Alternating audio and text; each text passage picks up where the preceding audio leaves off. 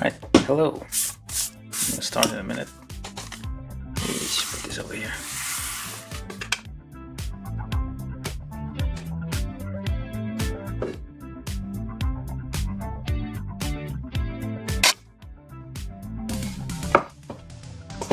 And hello Kenneth, how you doing?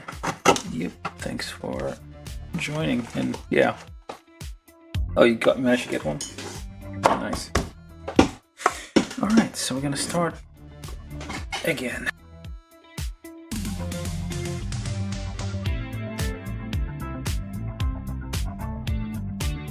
Oh, testing. Was I muted the whole time? I have no idea.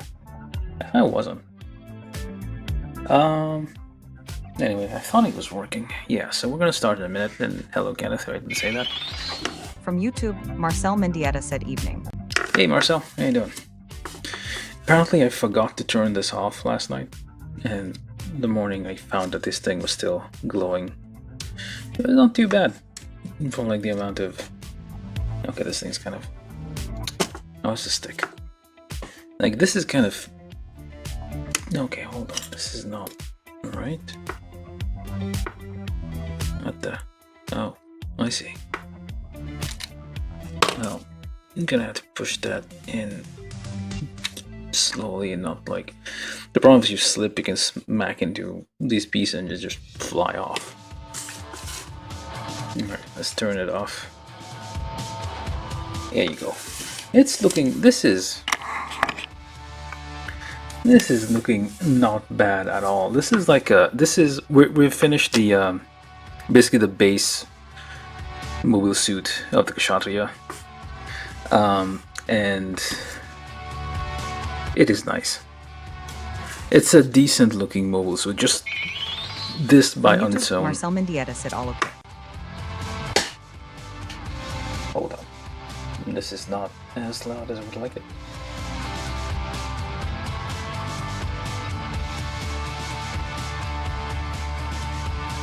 No.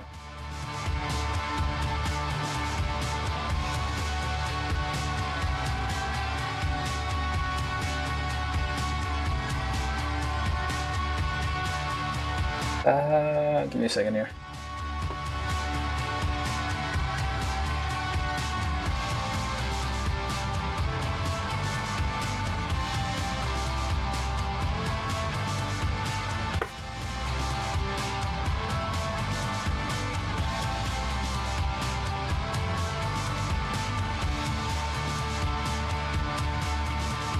Let's see if that does anything, because it seems a bit quiet. I don't know. From YouTube, Marcel Mendieta said all okay. Okay, I don't know how loud that was. From YouTube, Marcel Mendieta said all okay. Probably too loud.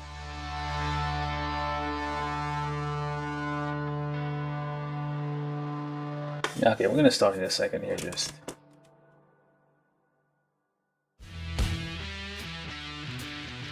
Anywho.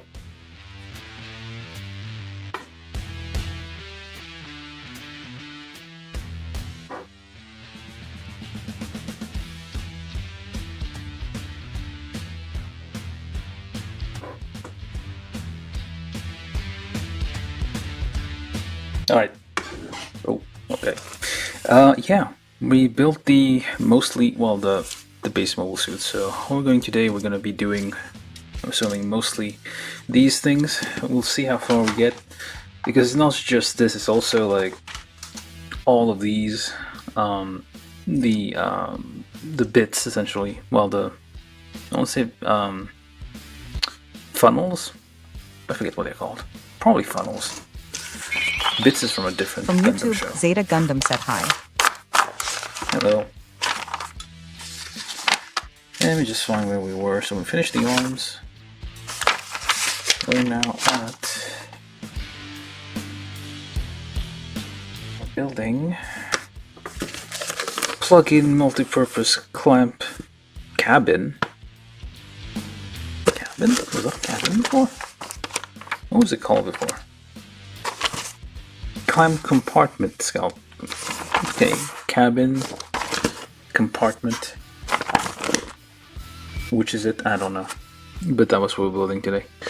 Okay, I'm gonna put the whole thing. Let me just give me a second. building more? From YouTube, Zeta Gundam said after this PLS do justice, chat Zigok. Like I said before, no. I don't. If I have it, I might. If I feel like it, I might do it. I don't do requests.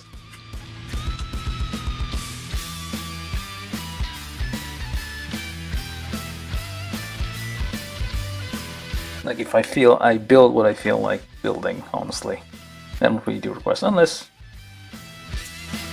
like it's something like this that I've been waiting for a while. But I don't think I'm gonna be doing requests for a while. From YouTube, Zeta Gundam said it's easy. I'm sure it is, but if I don't have it and I don't feel like doing it, so just no. Sorry about that, but that's how these things work around here.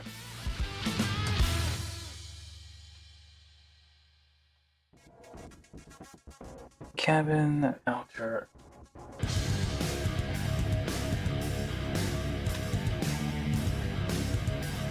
(41-1).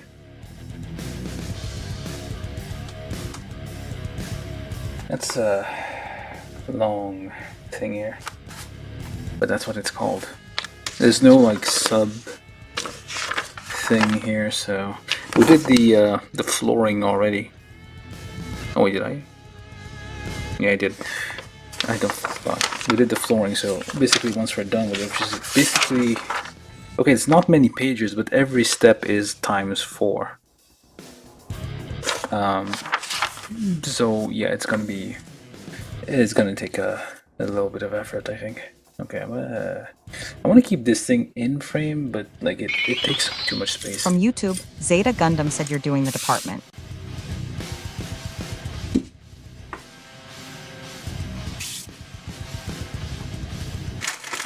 And let's get these out because we'll need these runners here, which are times 4.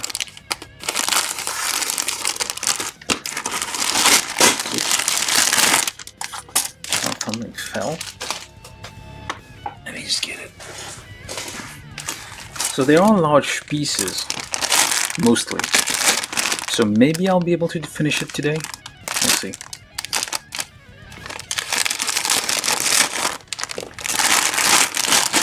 This is session 11. Well, I had a 6.5, so which ended up being the longest one. So basically 12 days, 12 sessions, about 3 hours each. So 36 hours to build this thing. That's like taking lots of, well, being kind of slow about it. Alright. So we got all our runners. Let's do a quick check. I did that already, but just making double sure we don't have anything kind of very obvious defect on there. So this is X1 and 2. So all we're gonna do is just gonna double check again. Just make sure. I mean, even Bandai has issues sometimes, so this one is not immune. So let's just quickly, I should probably just use this. Okay, stuff's falling up over everywhere. So what I'm going to do, I'm going to just nip all these runners, make some pile. This is X2. From YouTube, Zeta Gundam said, do you know Macross? Yes. A lot of people know Macross.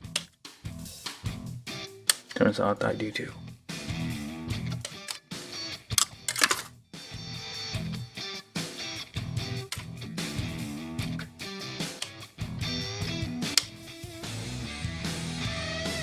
I should have like I forget.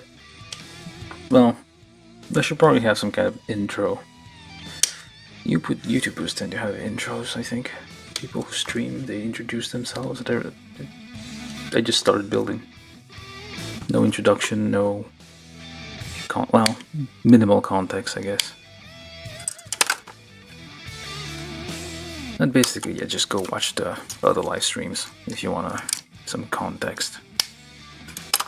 Just go watch all the other Macross kits I've already built if you want to ask me if I know about Macross.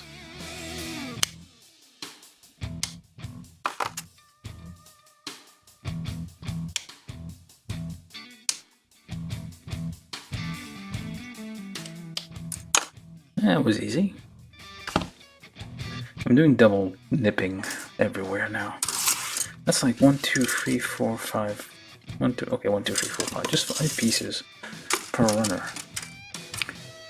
which is nice. So I'm using my older nipper here for rougher work. This is basically how you're supposed to do it. So you have 2 nippers. One nipper is for like rough cuts like this, and the From other YouTube, is for Zeta like Gundam said, I see fine Macross. cuts. It's a ripoff of Transformers. If you know Transformers, question mark. No, I've never heard of Transformers. Never ever heard of Transformers. It's the first time I've heard that word. What is it?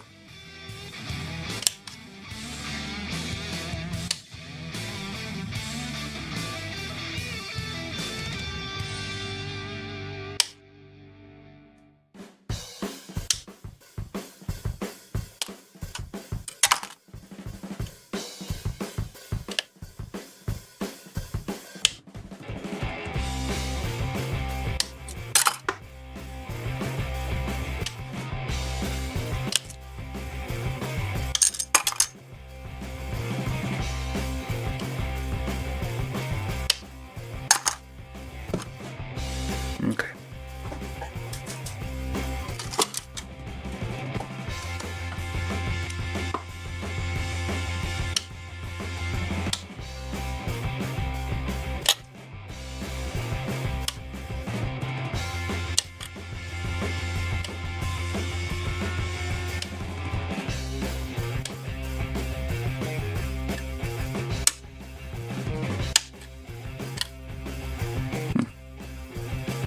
Oh, there you go.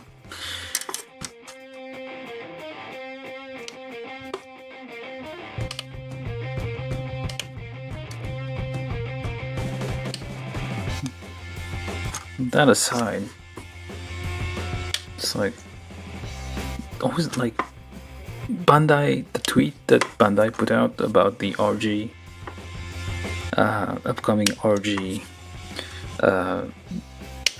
AV90 98 from Pat Labor. Like, it's just an outline. It's just that kind of like teaser really kind of annoys me. They always do that. Like, it's every time there's like a new announcement, it's like just the outline of the thing. Like, just I don't know. They're gonna like a few weeks later. They're gonna like a few months later. They're gonna show the whole thing anyway.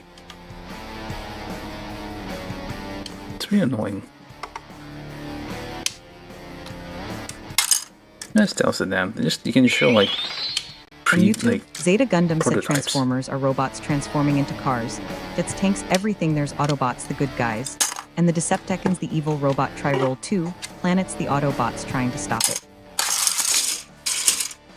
That's not the Transformers I know.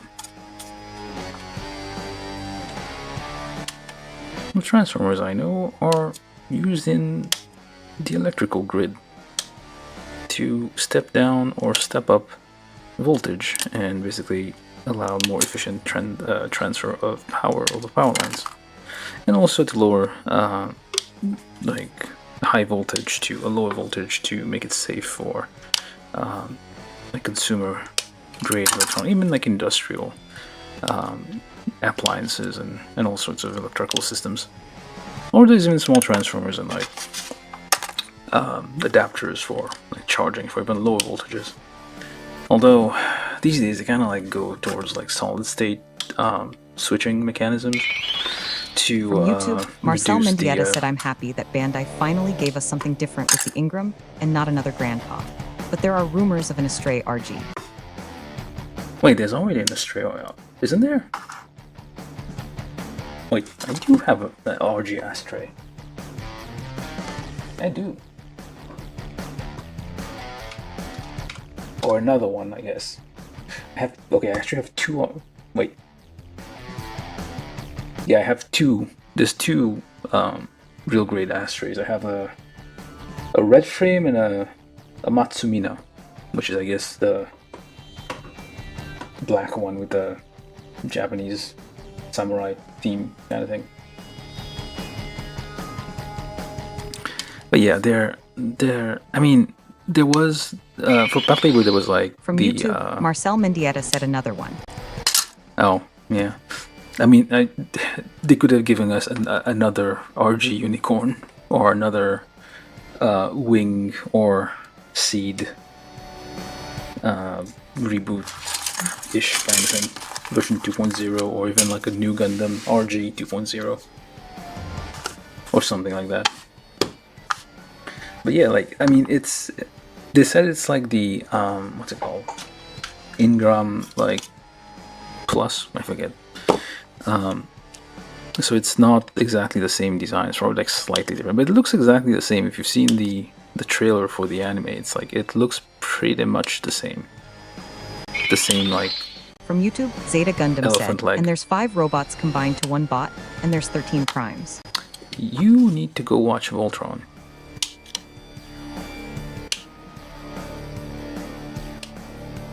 Oh, was it a Netflix reboot?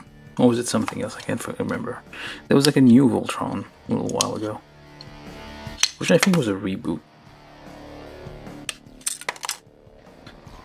The original was... No. Like you remember differently when you were a kid.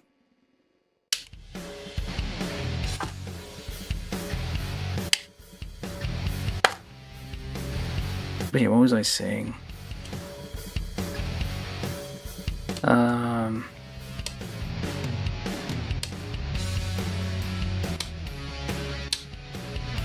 Yeah, the Ingram, like it's From YouTube, almost Zeta the Gundam same. said I did 5 years ago. Like, yeah, the new Ingram. See, I mean, if you look at the I need to like find a way to like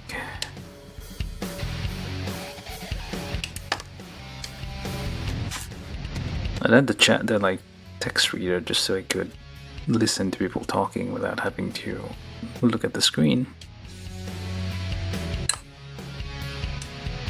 But yeah,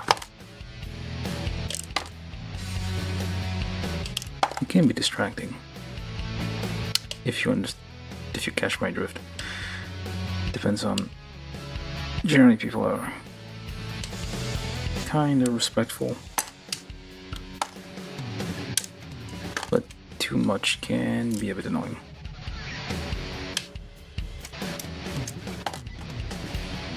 Just saying. I don't want to be that guy who puts people in timeout.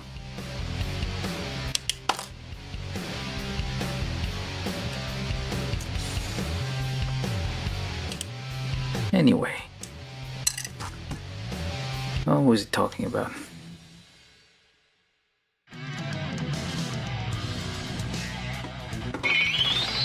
From YouTube, Zeta Gundam said, but it is okay to tell you the names of the 13 primes and sorry. I mean, you can keep talking, just keep in mind, like, I'm not here to have like a full-blown conversation with you. I'm listening, yeah, I'm talking, but yeah, if you're being very distracting, I might not play along.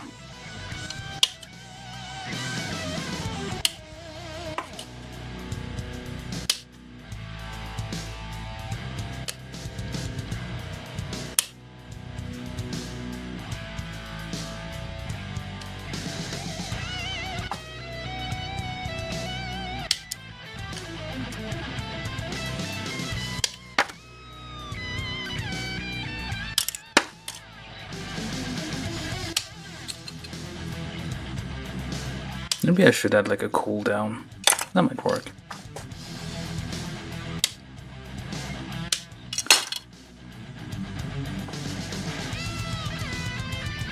To prevent spamming, I guess.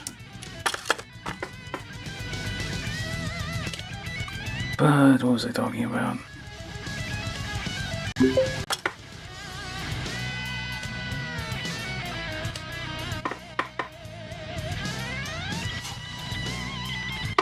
I thought I did. As well, I guess I'm not really polite about it.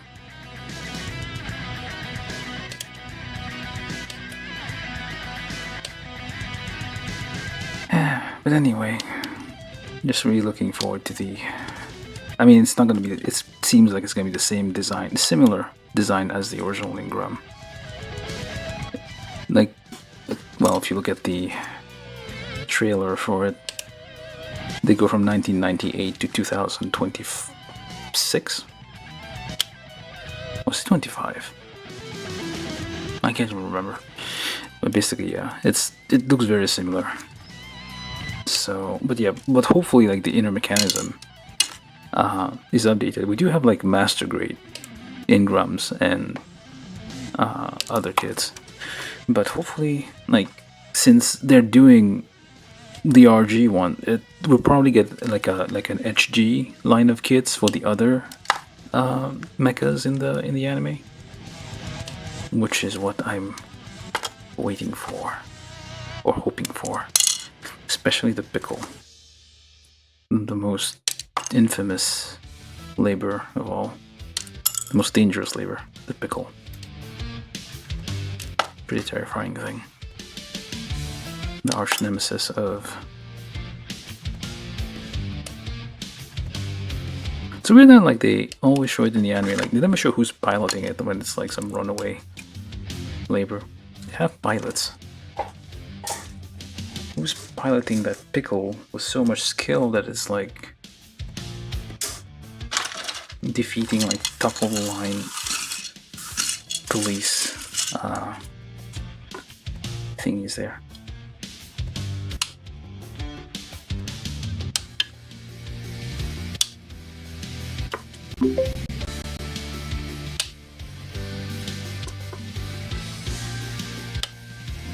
Yeah, next time I'm probably going to implement a cooldown.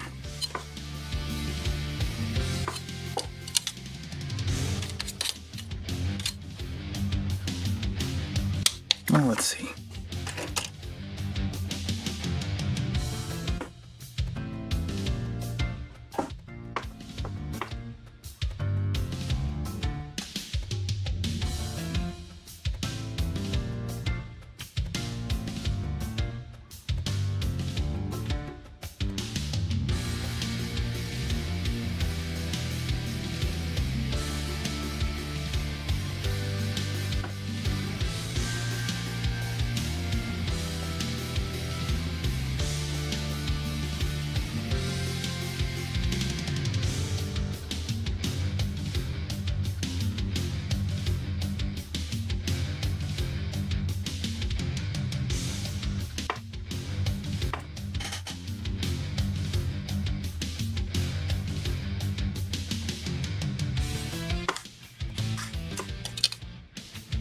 Oh, I didn't know if we'd do that. Oh well. Now we're just trying something out. Sorry about that. Now we're just seeing. I've never done that before. I guess it works in weird ways.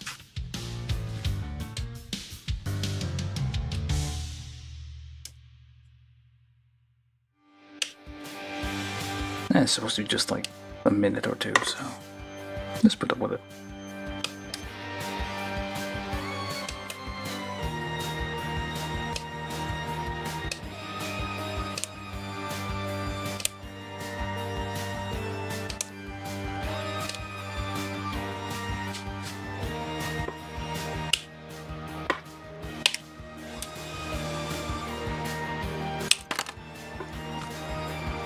Oh, okay, there's one more.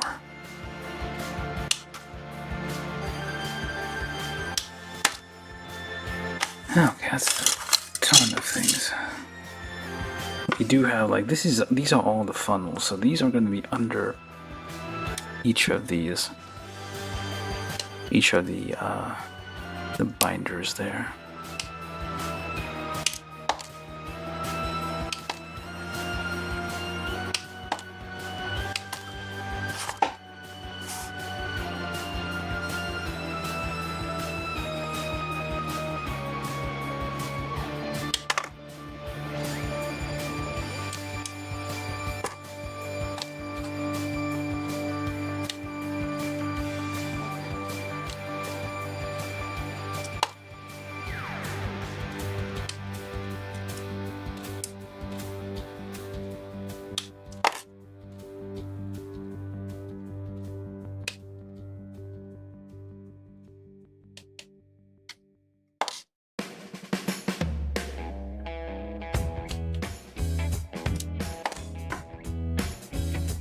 Although I feel like we'd cut this faster with the regular nipper. This one's solid, but it's kind of slow. I hope I'm not introducing stress lines in there.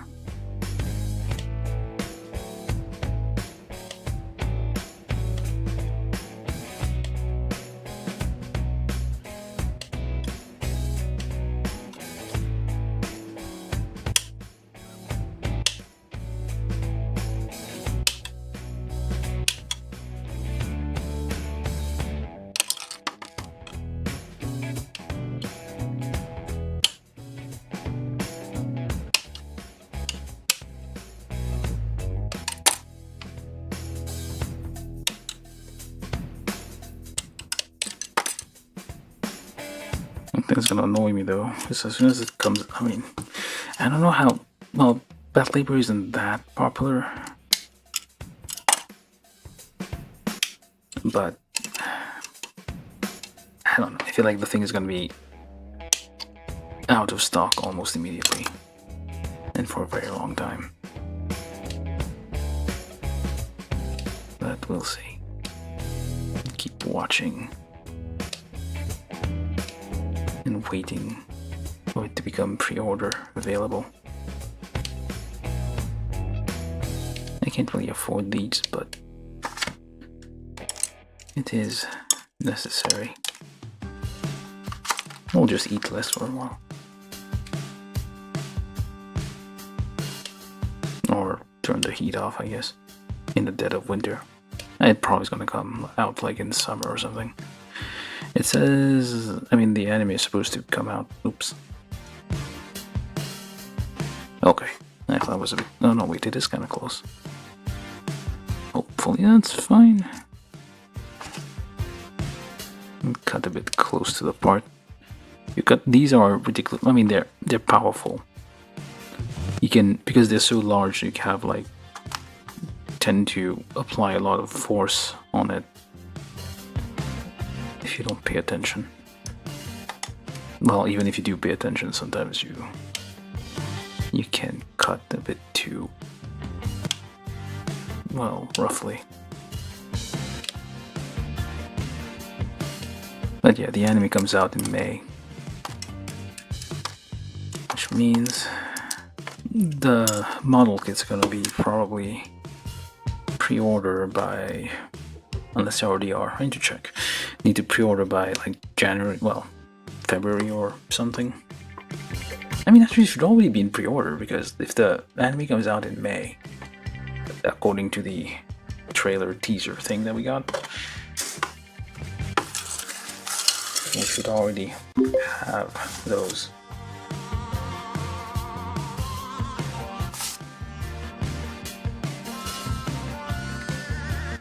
Okay, good night. And I lost the cap for that, I don't know where it is.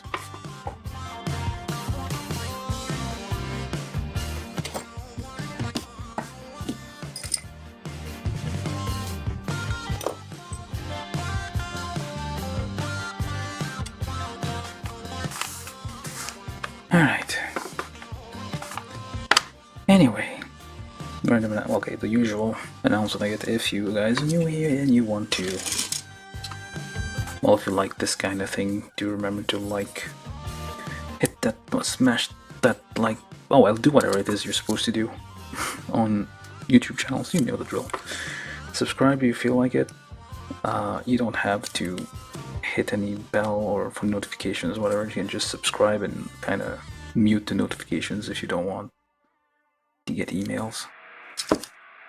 But it's appreciated if you come back every now and then, just to take a glance at what's going on. We do have a Discord, so if you prefer that way to get notifications. It doesn't have a lot of people, but it has some people. One of these people could be you. Although I kind of don't want to deal with that. I need to like set up moderation tools and all that. Which is not an invitation for people to come be trolls on there. Okay, this one has too many nubs.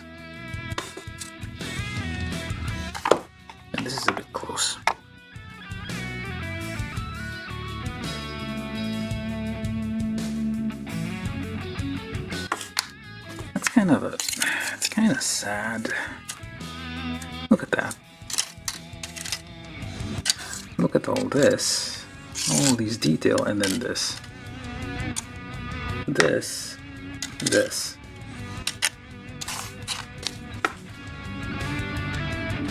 I probably should have taken more pictures of this, but I feel like eventually I'm gonna be taking this apart again.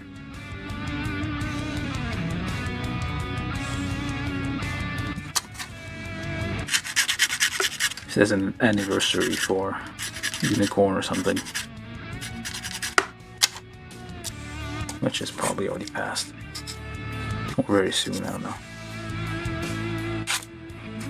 or maybe not. Oops, yeah, it's a bit loud.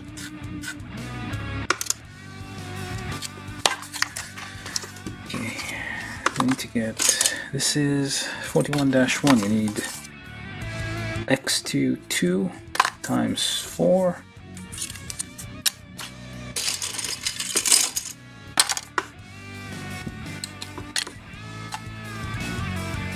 These are not on the gates. Well, they are on the inside and basically on places where I won't be exposed to the outside, so I guess that's fine. More like flat surfaces like this, so you're not really going to be affected much.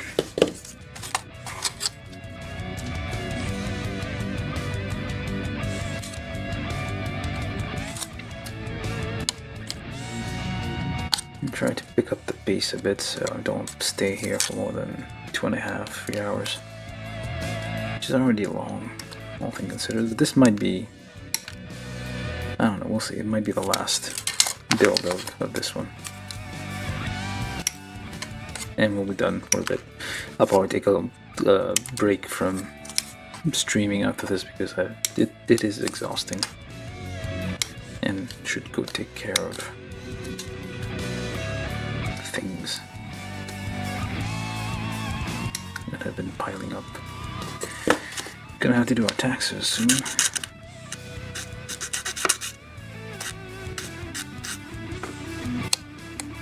You guys ready to do your taxes?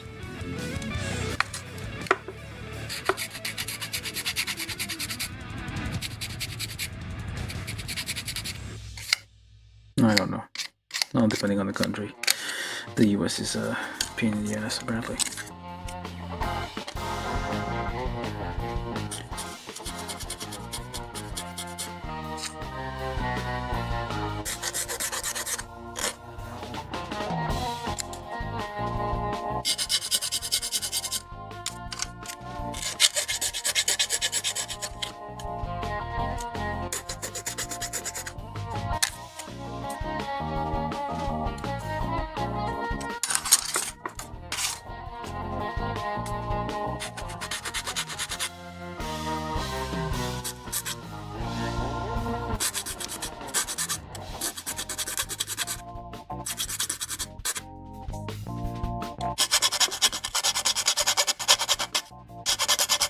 These are kind of large nubs, so take a bit of effort.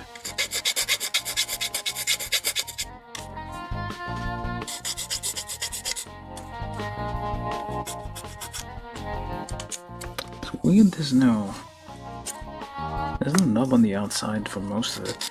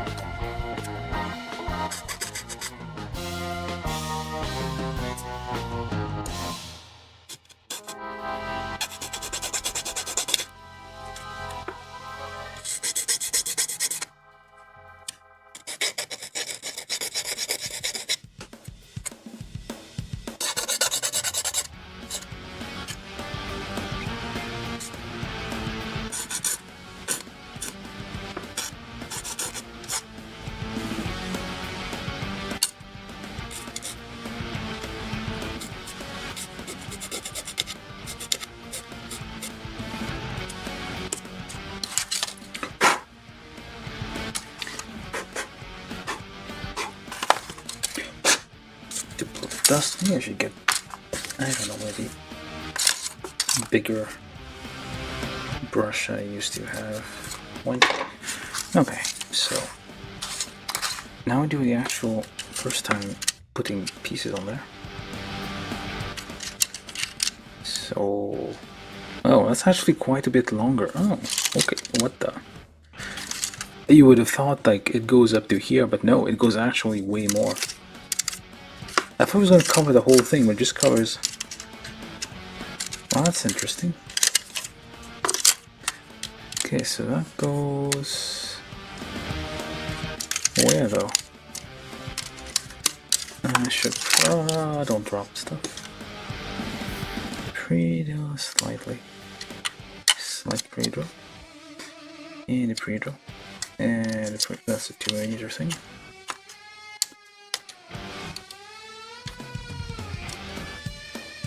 2mm drill bit, where are you?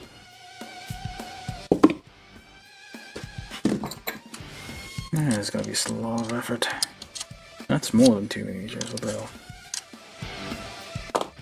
And there's a 3mm, I think. Okay, well, let's give that a try then. So press. I'm gonna try one without drilling, see how bad it is.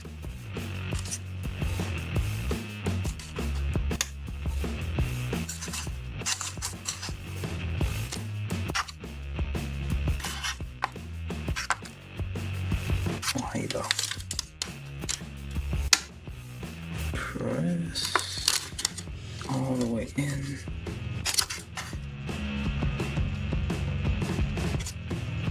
Supposed to. Let's try it without pre-drilling here.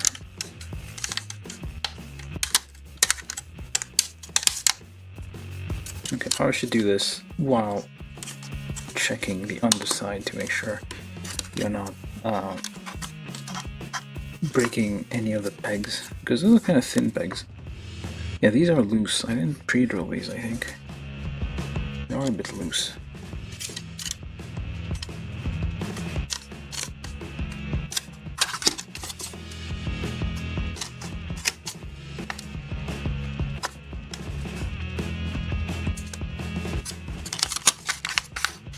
Look how large this thing is going to be, and there's more. There's going to be more like on the outside, so this is going to be gigantic. It's going to be about the same. Yeah, it's about the same size. Yeah, so yeah, these are supposed to be giant shields that like cover the whole thing. You can't even see. These things are going to be gigantic. And I am fully zoomed out.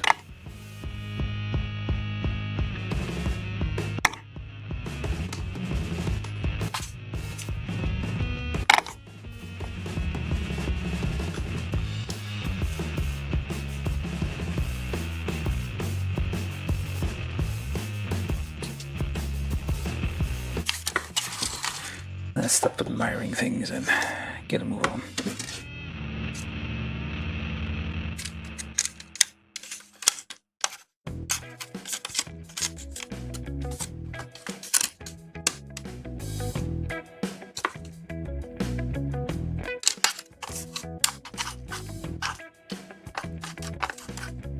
Sure, press these down. Do not press on wobbly bits, like pieces that move. You don't want to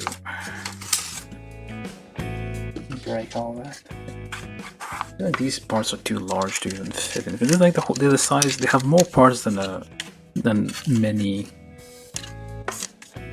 regular gunpla kits. Oh, ow! Very pointy and stabby. You can tell this isn't high grade, because high grade it would like not have sharp pointy things. No, of course it's not high grade. What am I talking about? Alright, that's all 4 of them. The Z6. I don't know which pile that is anymore. Maybe this one? Not probably. The Z6. Or Z6. Depending on your proclivities.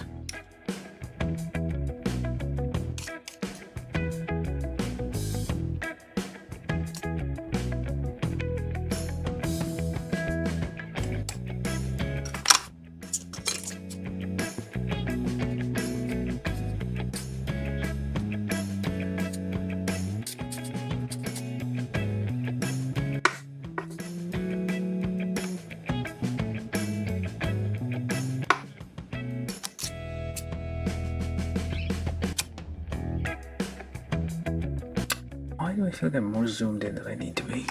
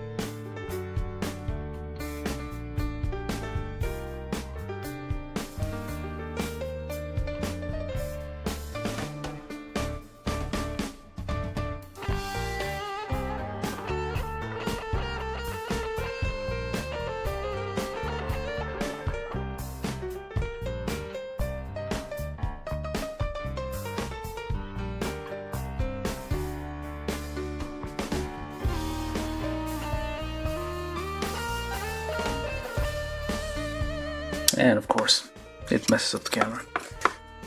I'm gonna have to do this again. Hold on.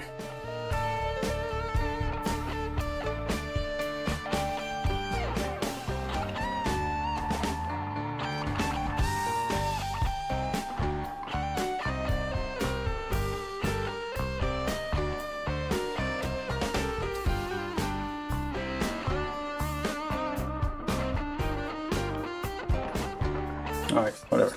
Let's try to pick up the pace. I don't know how much time I've wasted. Oh, come on. It's kind of annoying. It's like this bit here at the end is kind of sharp, so it seems like it can easily get messed up. Yeah, kind of got messed up already here. Because there's a... Of course they had to put a nub right on there to make it harder.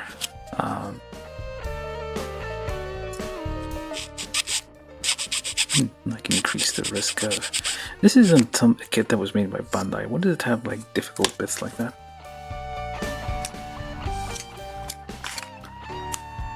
Let's try to pick up the pace. Which I keep telling myself, but I feel like I'm gonna be here 6 hours. At least. It's not complicated, it's just like multiplied by 4. And it's kind of loud.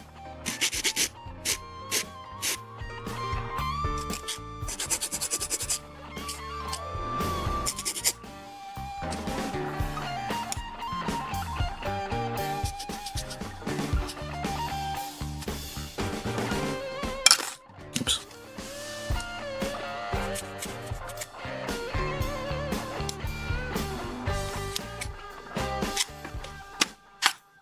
This one's a bit messed up here.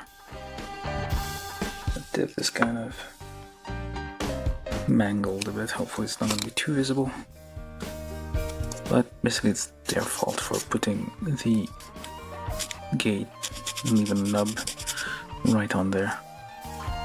Not even an undergate. They have undergates everywhere and then they leave this here. This may be hidden though, so I don't know. It might be hidden under something else, so it might not be too bad. We shall see in a minute. Probably going very quick at this. Like, I've taken a look at some of my older kits, but I feel like nubs grow back. I need some science to back me up on that, but I feel like these things are alive. Because nubs tend to reappear after a while. I mean, I have some kits I've built not too long ago, and I look at them again, and I see little nubs. As if I never filed them in the first place. I don't think I missed them. It's just that they grow back. They're all cursed. Alright. Z6. And that one goes on to this very nice shiny thing that we shall never see again. Just line it up. It does move, so I don't know. So one way to do this is to pop this out and, well, I'm gonna say remove this, but apparently it's a bit hard to remove, so at least just lift it up, and because it lifts up, and just get that on there while supporting the back. Like so.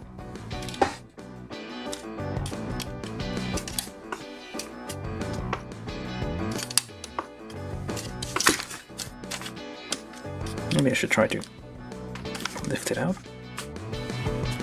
I guess it doesn't work.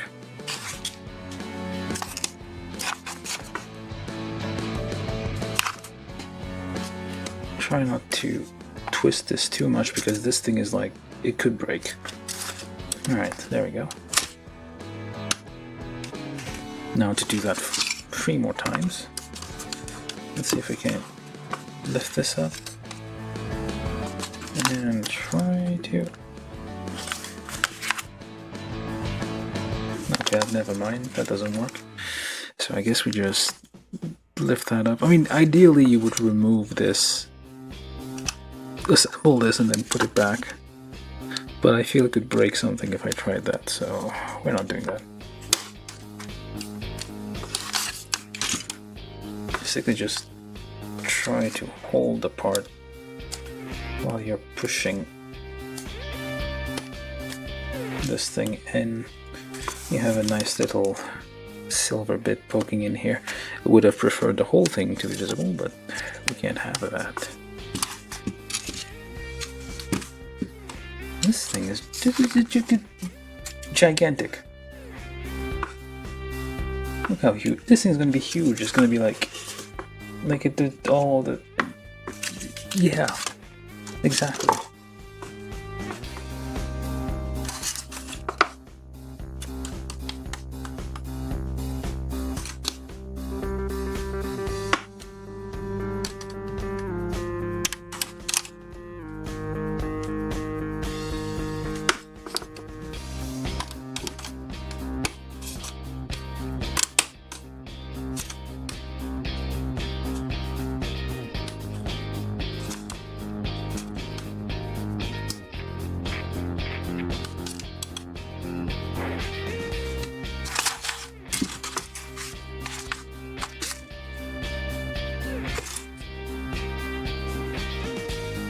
Lift that, lift this thing up. Make sure you have enough space. Well, I guess if you don't have enough space to put your fingers underneath, this might work. So basically this helps with, well, I guess this could also work, but I feel like applying too much pressure on this could damage something. Let's see if it works. Yeah, no. It's a bit more difficult, so it's better to lift it up, try to support it with your fingers underneath. And of course, I forgot the thing here.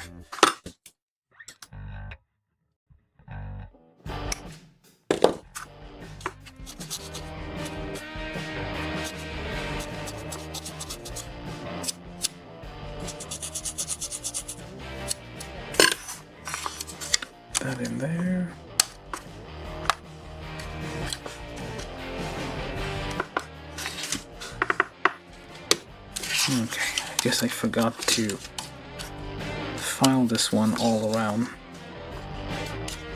There's his snubs everywhere.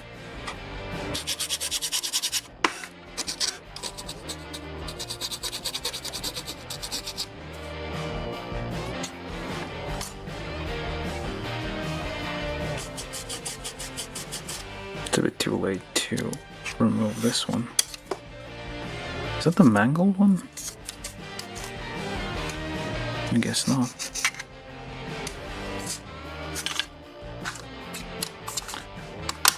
Like so. Now, 41-2.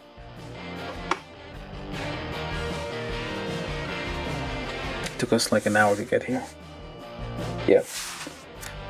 Only the second step. Okay. X. Whatever these are. And there's gonna be a bunch of these. And X2, 4. X1, 2, it's basically everything else. And Z8. Or Z8. Depending on your orientation. This one looks a bit deformed. I guess it is. I might end up doing extra work there.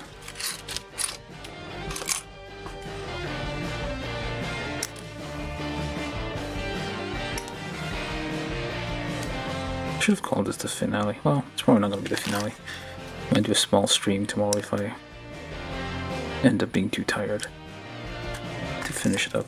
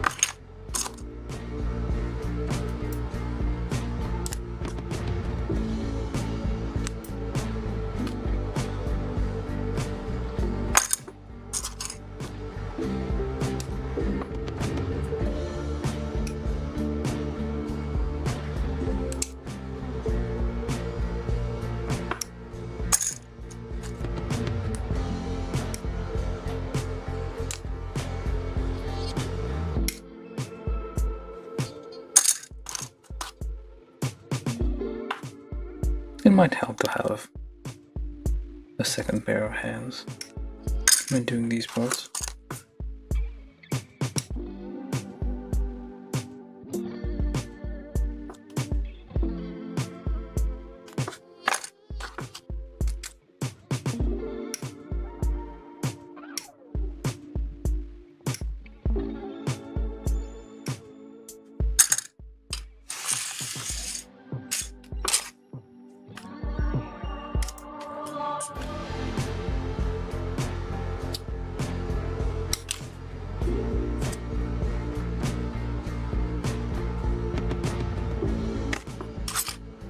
There's even like some hinged moving parts there.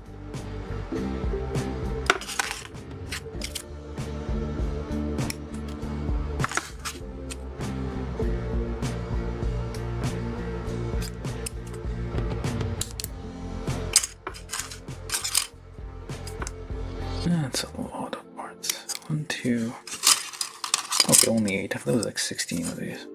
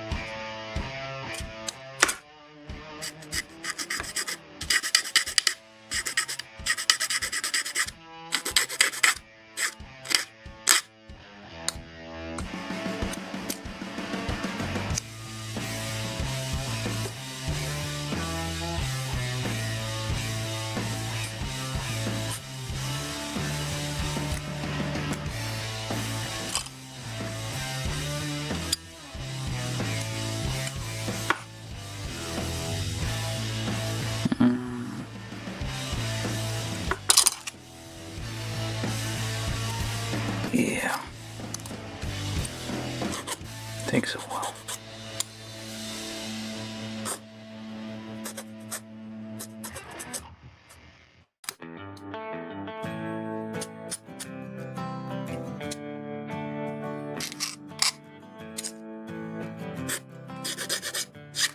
And that's only one set of these.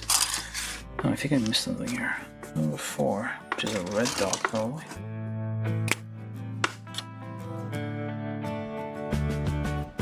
Oh, that's a bit excessive.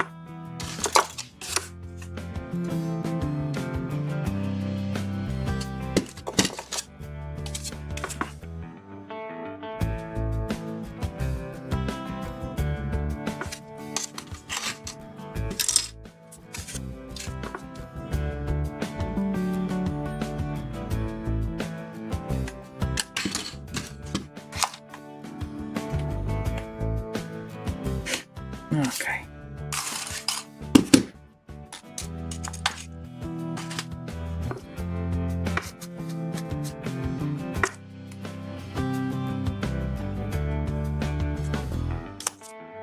Not sure this is all entirely necessary though.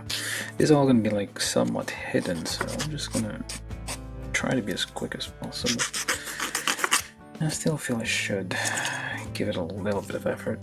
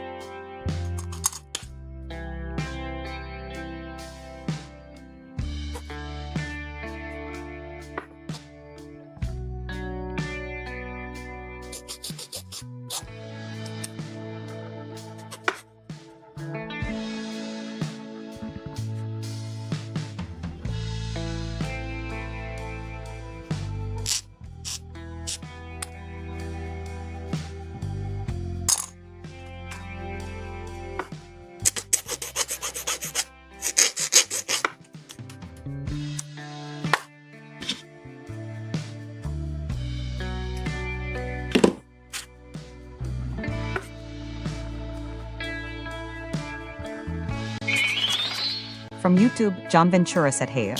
Hey John, how you doing? We're trying to finish this Kshatriya today. Oh, it's not going terribly well. Because there are so many parts still.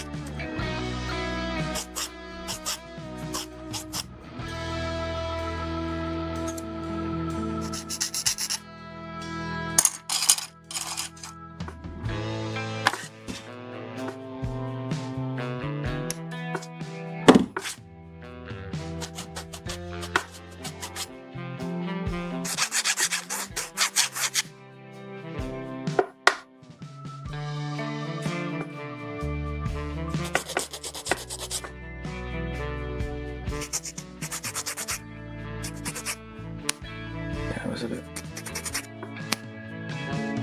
Now, I don't know, I think these are going to be under.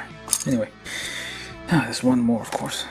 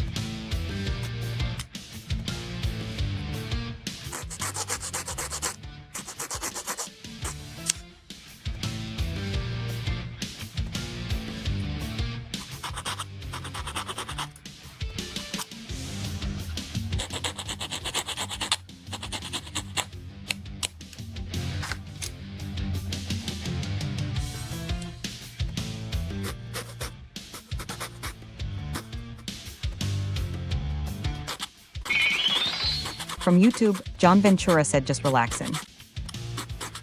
Cool.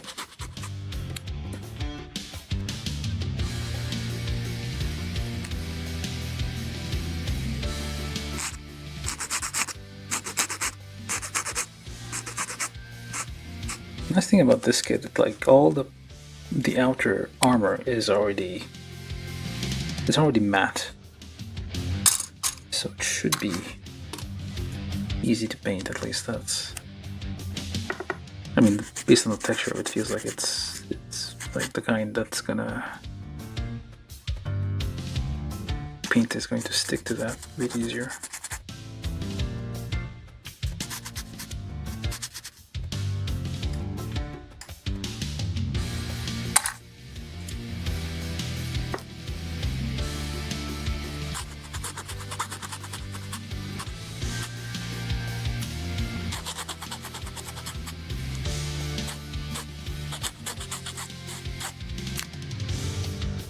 Trying to file gently, but also trying to be a bit quick about this.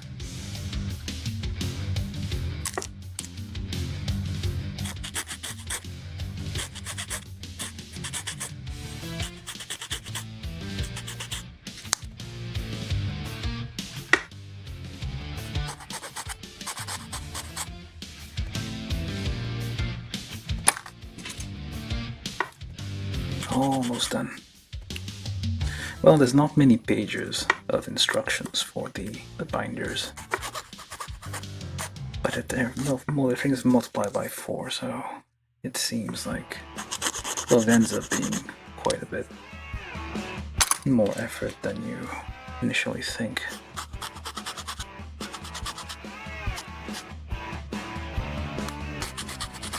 Which reminds me of that scene of, what was it, Bill Fighters? There was a guy who gets a lift and he starts building Kshatriya, HG Kshatriya, and while he's hitchhiking, getting a lift from a guy in a truck. And he finishes the build of the HG Kshatriya in the time it takes to get to his destination. Now, if you had to build this one, I don't think you'd have such an easy time. Like, comparatively, like, this one is like way more effort than this one is. This is the HG one. Well, we did a size comparison yesterday, but we're gonna do one again.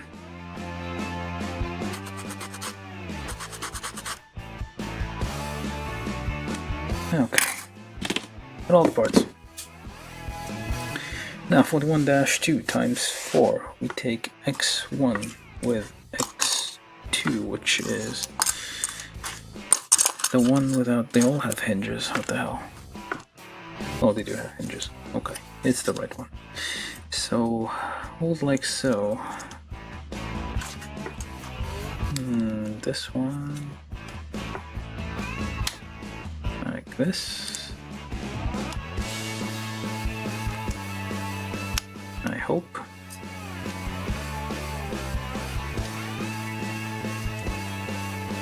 It's not.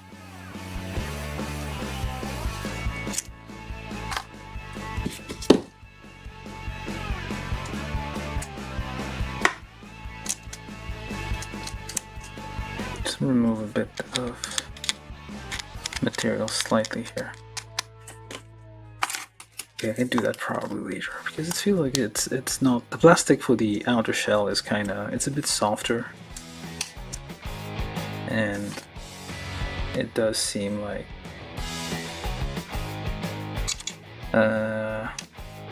what? Okay.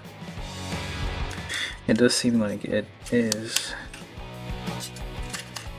more likely to, am I missing something here? Or is it just holds? And of course it falls out. Now we'll see.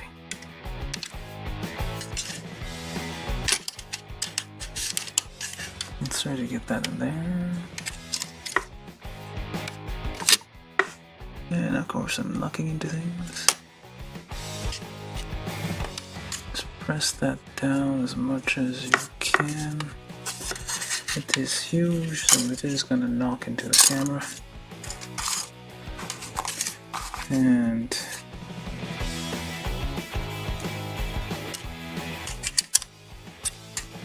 okay, I'm gonna do both sides because clearly both sides are gonna be the same. And lift this thing up a bit so you can get the thing underneath.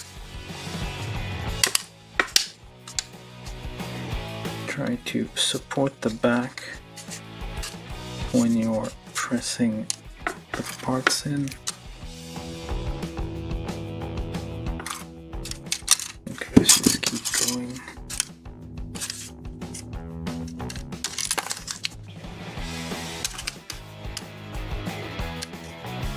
This is Z8, and I guess whatever goes on the other side. We'll find out on the next page. We're basically doing the next step at the same time here, but it's obviously it's gonna be this. So, and of course it's not going in. Yeah. Okay. Why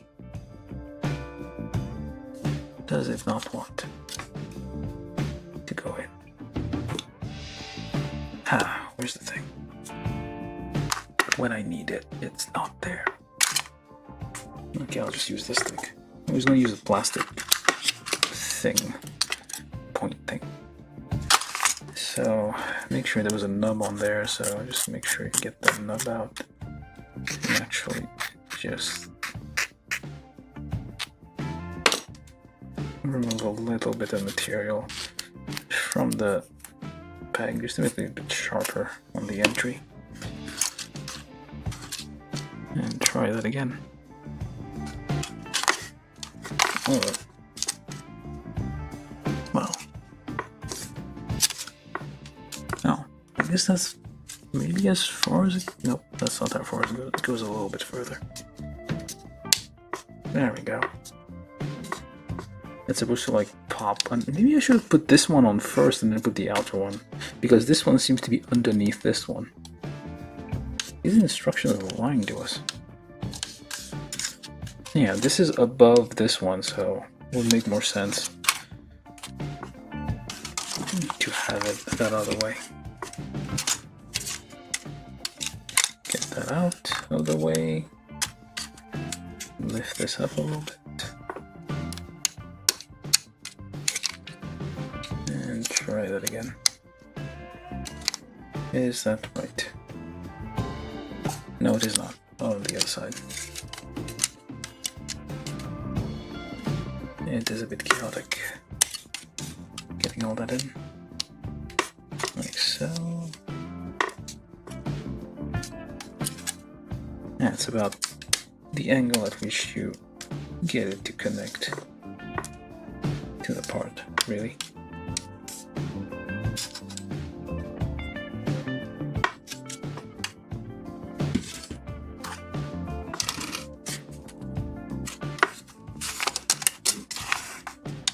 Lift that up, clean that part of it.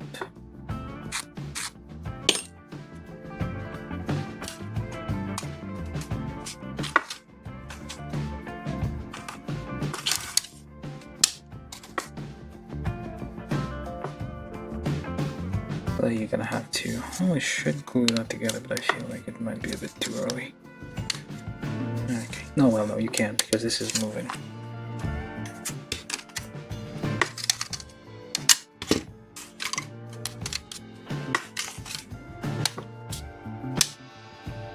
Kind of. Okay. Carefully, because there's lots of moving parts, you're gonna end up like pushing something that moves further than it's supposed to move and kind of break a hinge or something. So do it carefully, slowly. Take your time. Unlike what I'm doing here, which is not taking my time. Let's push that in all. Yeah, this one fits flush, but the other one seems to go underneath a bit. Or maybe this is supposed to go further in. Probably. And it's making noises when I try to put these in, which is not very good. Yeah, it's like this one clipped past. One of these is like exactly flush.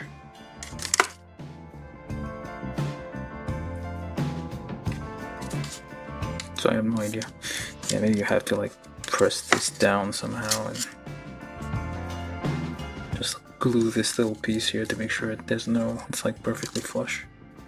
Like here's like it's not flush against the part.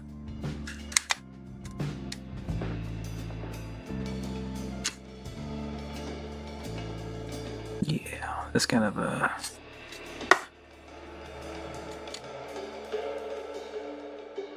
bit there. Okay, and this one.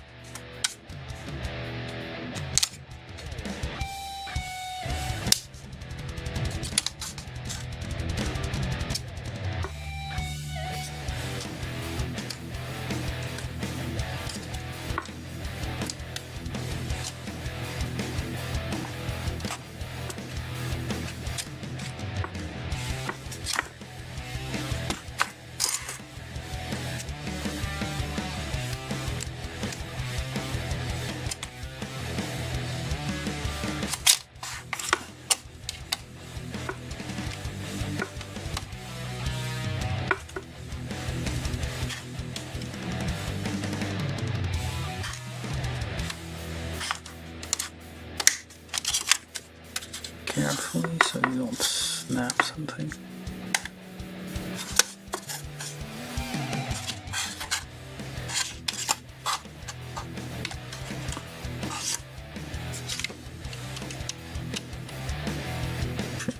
Oh, there we go. It does hinge.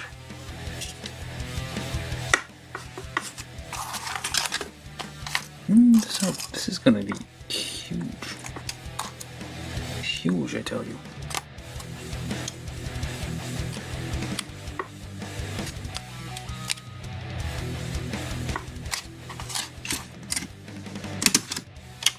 Sometimes it doesn't turn off. Got it. Wiggle it a bit.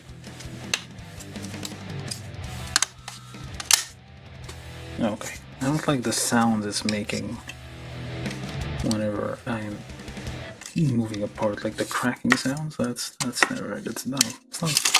It's not a great sound, but I guess it depends. Could be bad. Could nothing. This one is doing something weird. Very weird.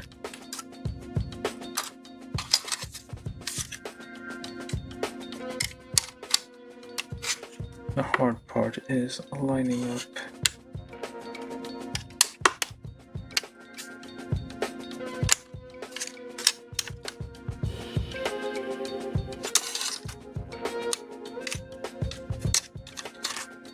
Lining up these things here.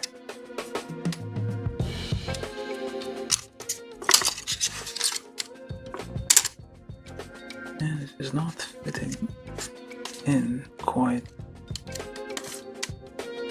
well. Okay, this part isn't getting.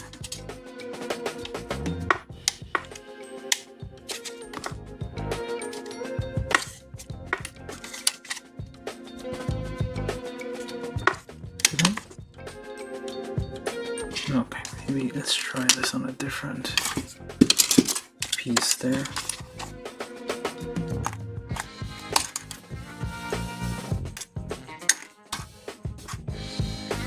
I hope I didn't end up damaging this somehow. Let's swap it out. See what it does.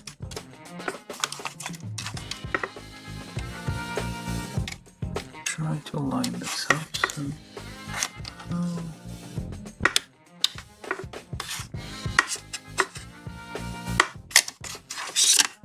It is difficult to get the whole thing in frame while we're building.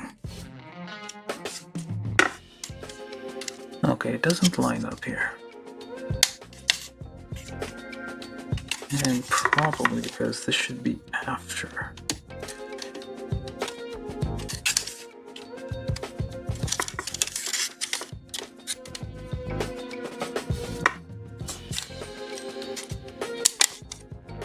Well, I discovered something here. Where's the thing?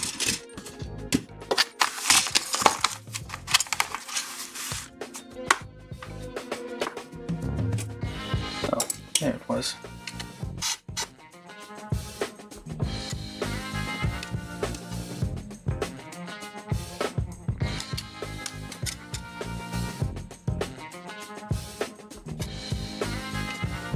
That would explain a thing or two.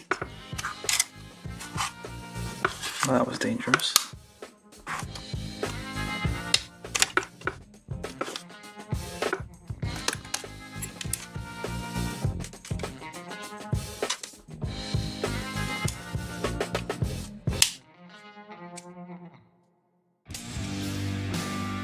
Okay, yeah. That is a mistake we made. This is supposed to go after that. So now we're gonna have to undo all these.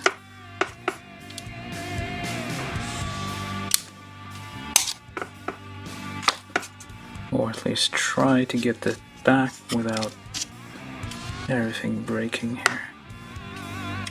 I don't know if it's supposed to be like this or we're supposed to have it flush again.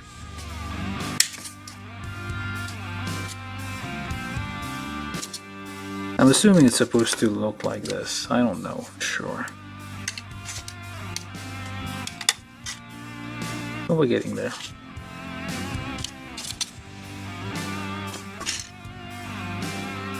Still looks like a spaceship.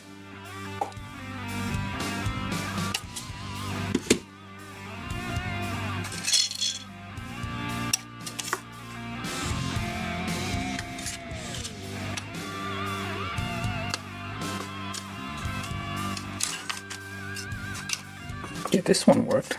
Why? Oh, I think I get it. Let's try that out. So you get your thing in here, and when adding it here, just make sure it goes underneath. Get that one in first.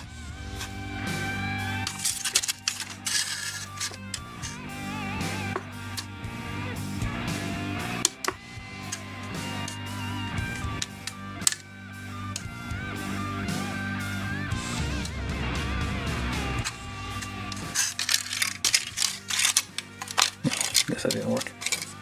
Let's try that again.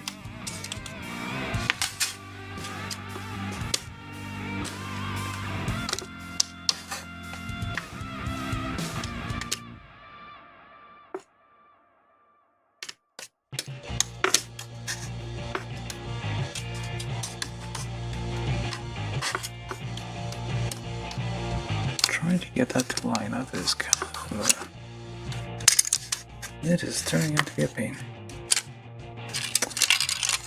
Why you don't want to get in there?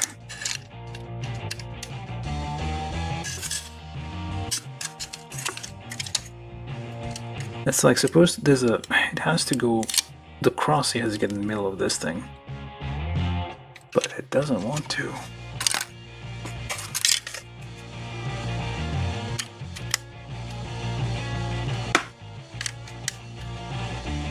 Okay, you know what? Let's do that.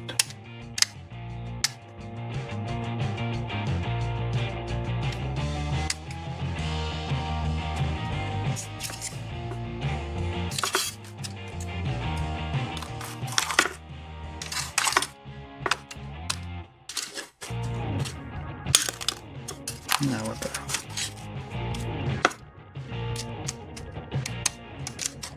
It's always pretty scary. I don't know how that somehow worked, and that doesn't. That just everything just wants to pop out.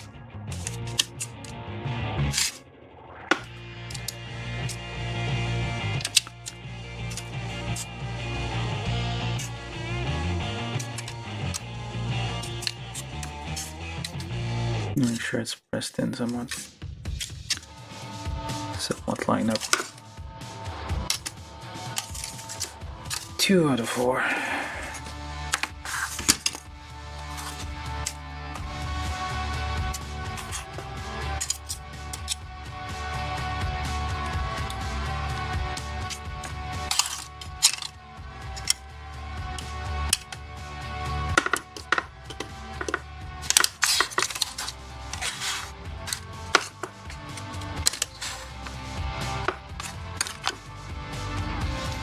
The eye out.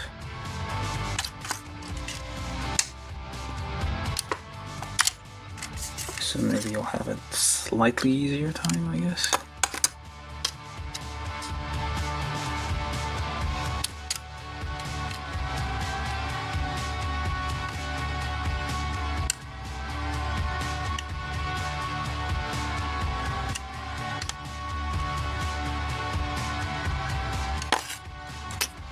Oh, this stupid ass thing just keeps falling out.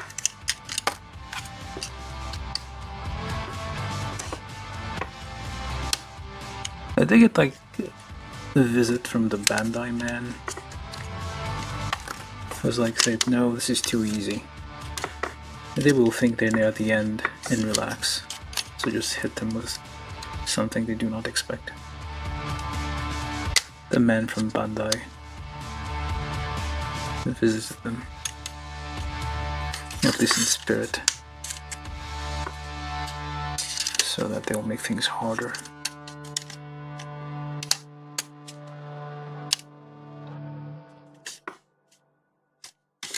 Okay, somehow that's in, but I'm not sure it's properly in. This is wiggling. I hope it's properly in. And of course lots of creaking and cracking.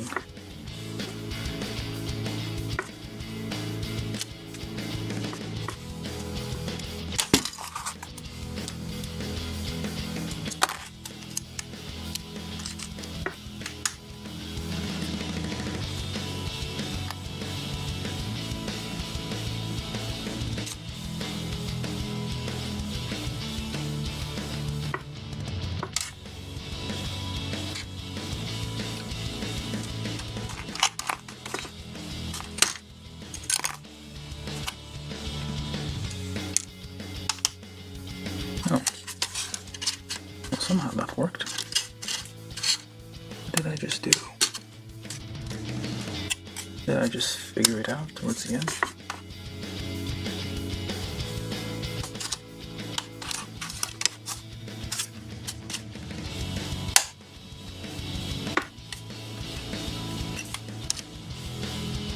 Okay.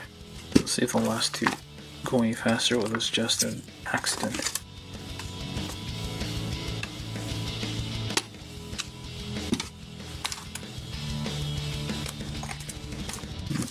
First, get that in there,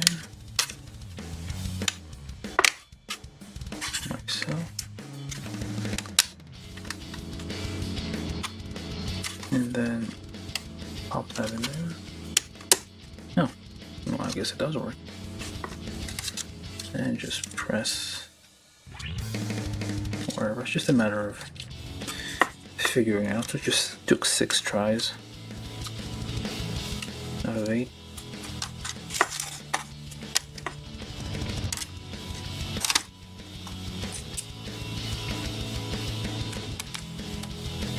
So, well, first pop this on, like so. Make sure it goes underneath.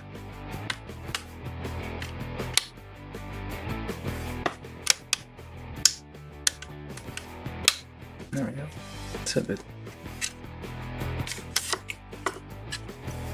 wriggly, but oh well. And then before you press everything down, just pop that in there.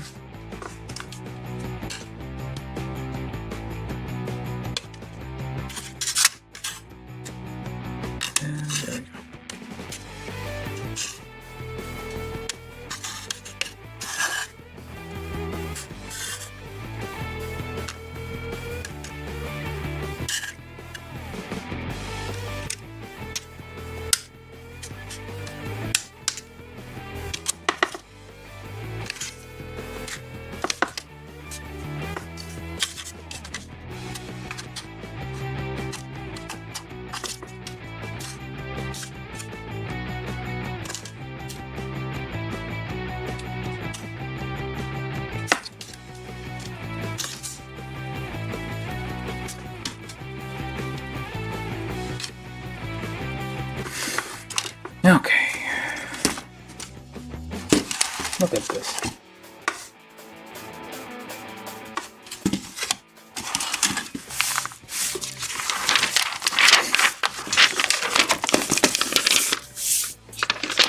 It means we skip 41-3 because it's the same thing on verse. And we go to 41-4, which is this times 4z7 x x1 3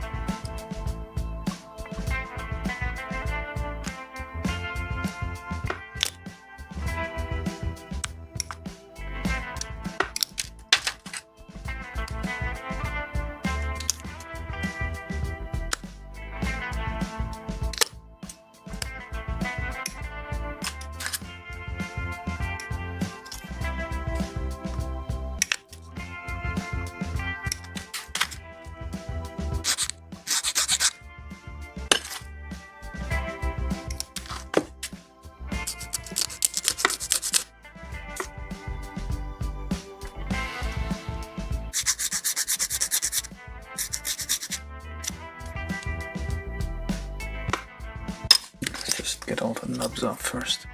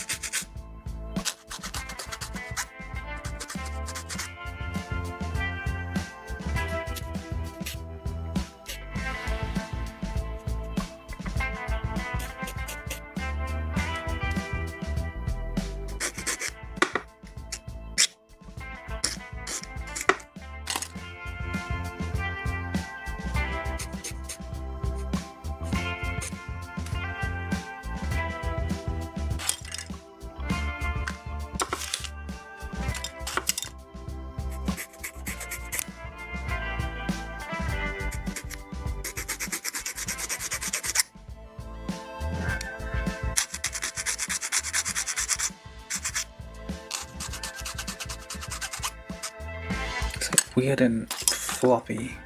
Wow. It doesn't.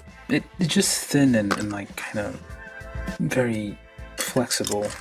The outer armor is. I mean, I understand like you've already built like a huge inner frame and you don't want to.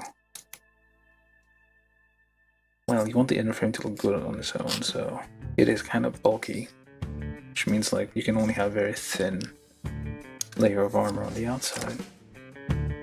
But still, it's a bit too... I mean, it looks fine, I guess, from a distance. But not great. That's probably one of the negatives of this kit.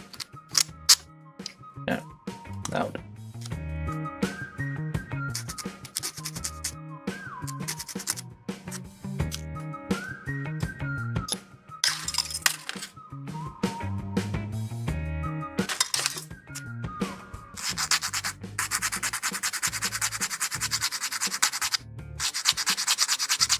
Gently without applying pressure, you can go very fast.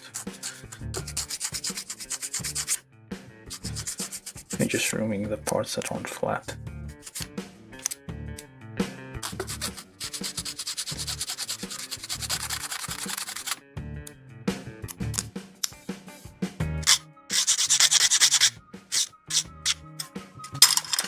Okay, so Z7.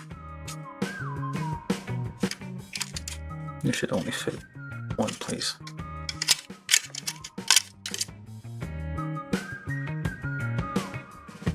How does that even? Oh, come on, this thing. Oh, this thing is supposed to flip off. How am I supposed to get this on there? Oh, okay.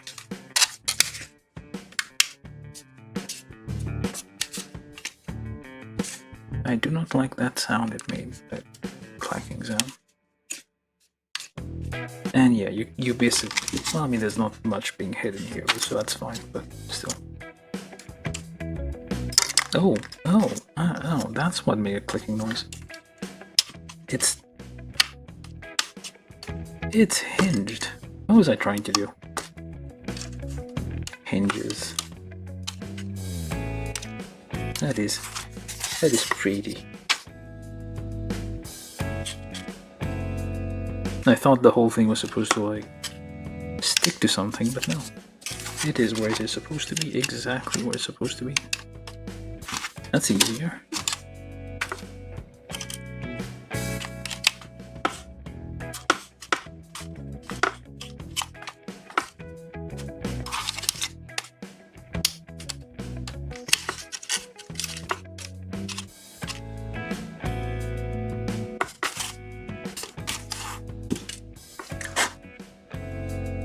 Good thing I didn't.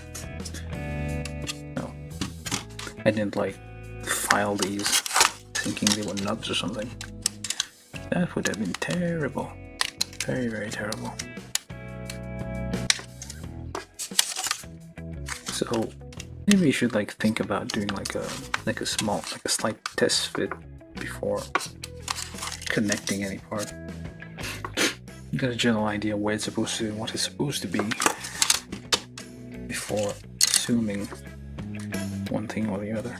So this is a movable part. There's not much, I mean, it is supported underneath here, so hopefully this will be fine. So put your finger underneath this hood here, and so that you support this. Well, I don't know what I'm saying because I've never done this before. It might be completely wrong, but just push it down like so. Yeah, that works. It hides this lovely, I mean, you still see a bit of it outside. This lovely, like, silver, bluish silver. Slightly different tone. It's like, I would say steel, and this one's more like chrome. Well, it's like bluish a little bit. Same thing.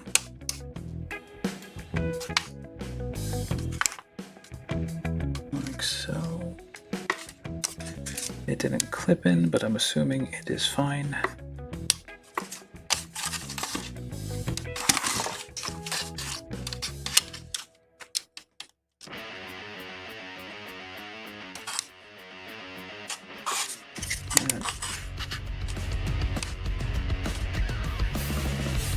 It's very shallow. The pegs here are very, very shallow. It feels like it could just come off easily, so. Alright.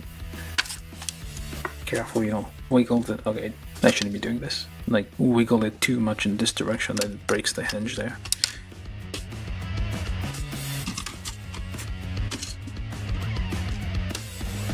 And it's getting very covered.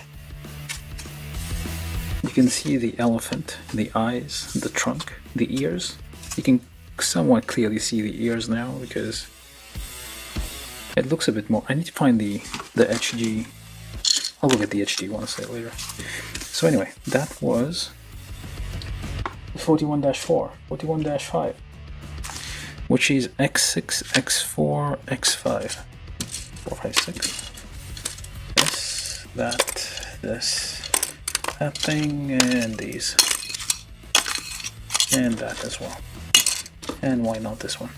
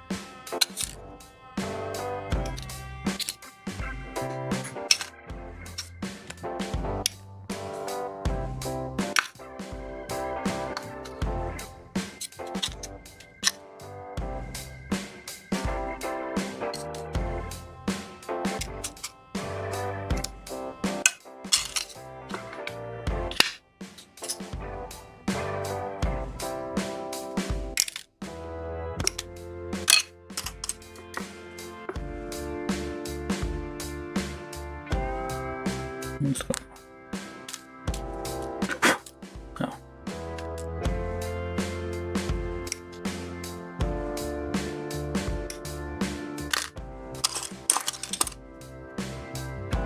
Probably should have just single clipped all of these with this thing. I mean, they all have an angle though, so it might not have worked.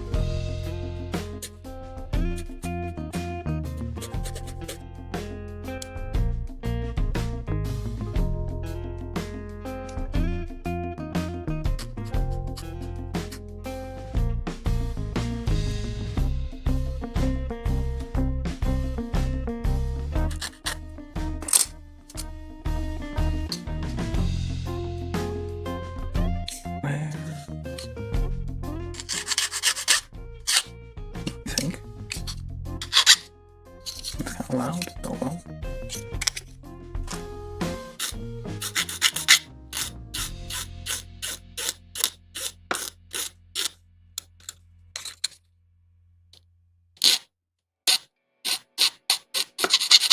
Ah.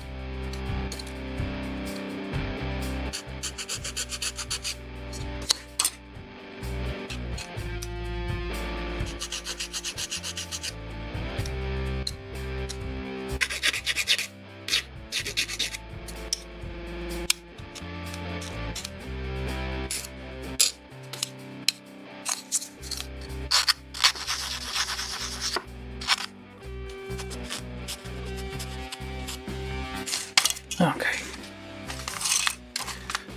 41-5. So this thing, just lift it up.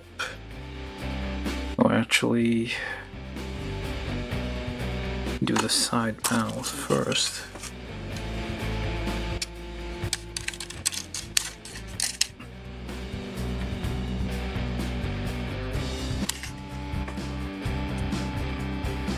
Unless, now let's try it on one first and then we'll see the other one.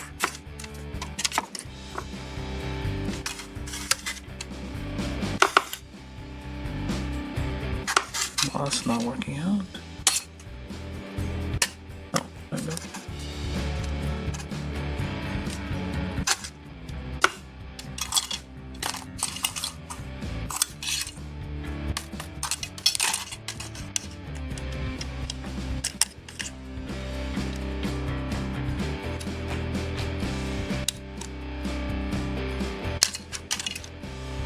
Okay.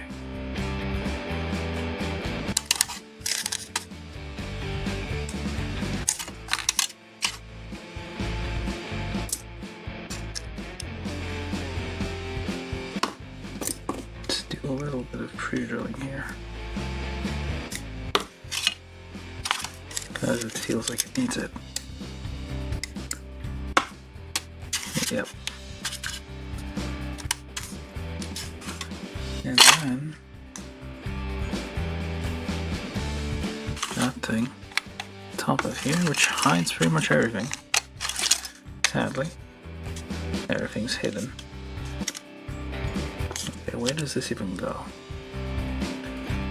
On the sides there.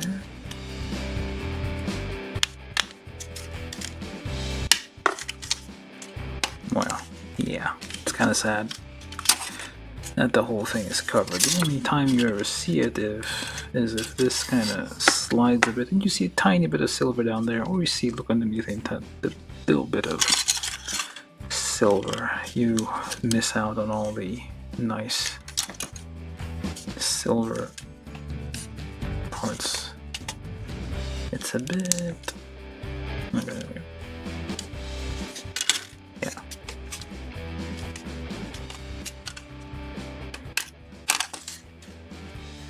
That's how it is.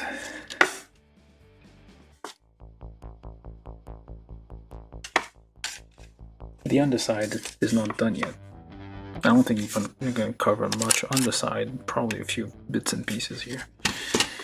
But generally, that's what we have. A little bit of pre-drill.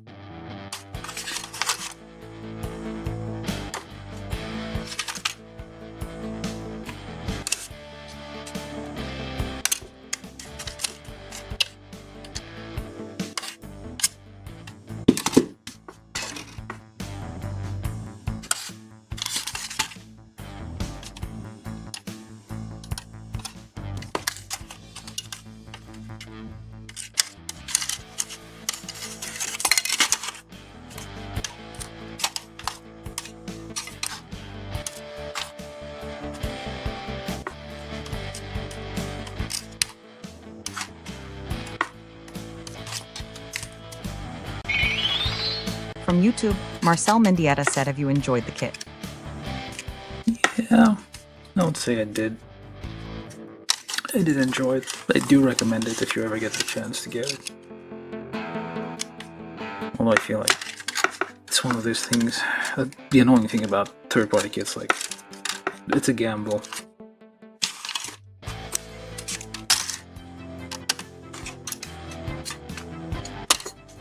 And you don't know if you're gonna get a good one or if it's like gonna have issues. It has some issues, but overall, it's like it's pretty good. It's pretty fun to build. Okay, except this part, I don't know what's doing here. What the? Did I miss a thing? Oh, there we go.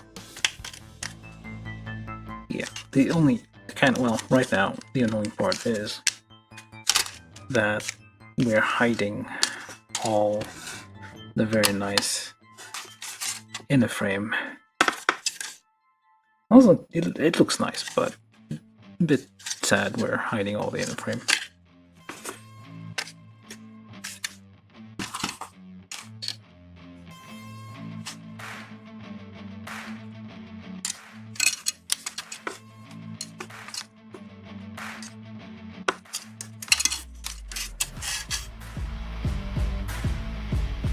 Try to get that hooked on there. It goes in because we pre-build. Let's press.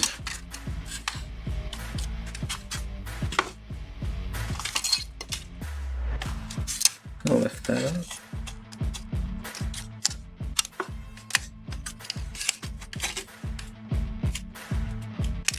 Like so, it's a bit hard on the fingers, to be honest. Yeah, there's like, I had a fairly easy time, but I feel like people who just use their bare hands to build this, they're gonna get hurt. Because there's lots of parts which are very difficult to put together. I need to use like clamps and all sorts of things to push things together. In some instances, especially in the frame is like quite stiff. Ow. In some areas. We do have a dangerous hobby. They couldn't like have put some holes in this thing so we can see bits of the inner frame. Like this whole thing is hidden now, which is kind of that's sad. Okay, so then press firmly, make sure it lines up properly. Alright. Be sure like you're supporting the back when you're pressing down so you don't crack plastic. Well, this is nice though. If you open this, this like moves along. Oh, well, that's not supposed to do that. Is it? Yeah. This will kind of, this is a weird design. It will make this pop out, which you don't want it to do, but anyway.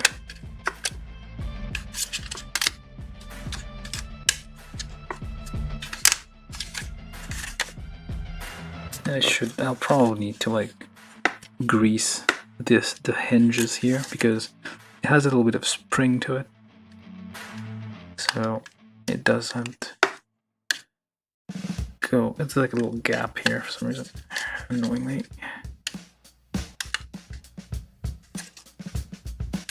Alright, and the final piece. Well, we still have a few things to add, and all of this. Yeah, they're all these. These are gonna be fun. Well, fun in a not fun way. But yeah, still enjoying the kit.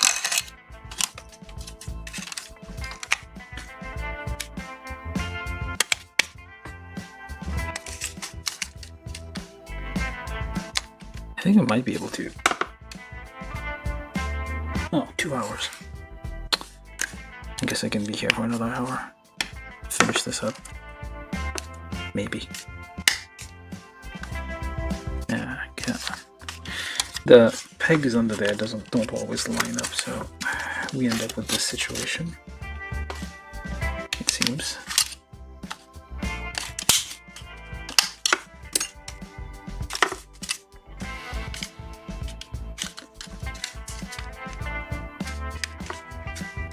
Which is kind of scary because you don't know if the pegs underneath are breaking or if they're just snapping into place. I hope they snapped into place and there's no... I don't know. It is not rattling, so I guess we're good. There. To check here every single one of them.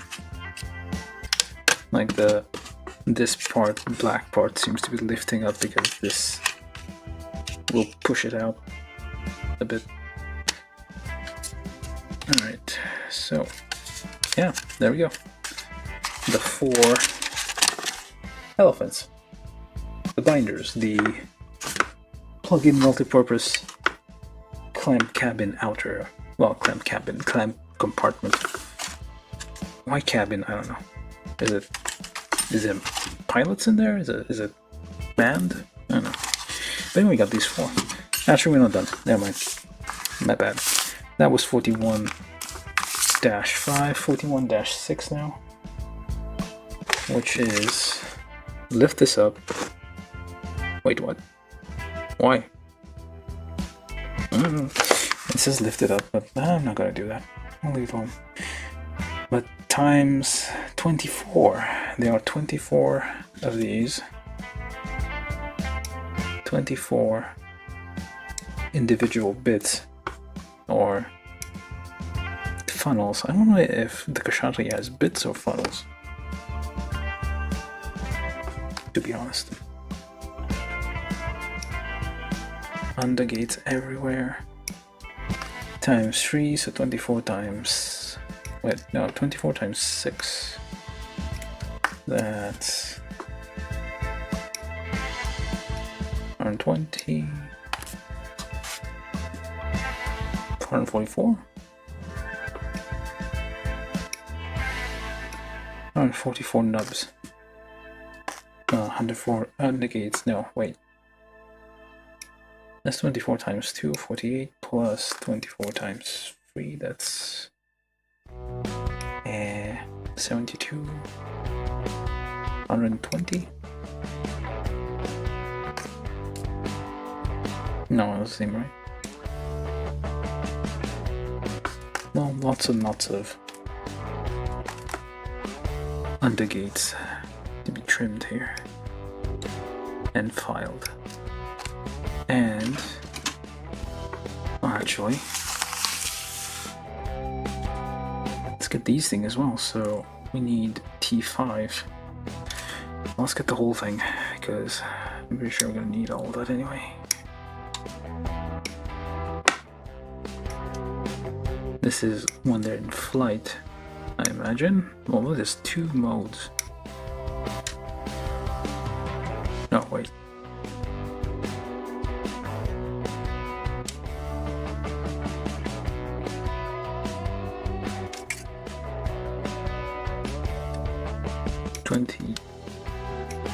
One, 2, 3, 4. 1, 2, 3. 12. Yeah, 12. So yeah, times 2, 24. 24 bits. Well, 24. I'm gonna say funnels now. I'm gonna stop saying bits. I don't know why I'm saying bits. Did the new Gundam have bits or funnels? I don't know which iteration of Gundam started using bits instead of funnels.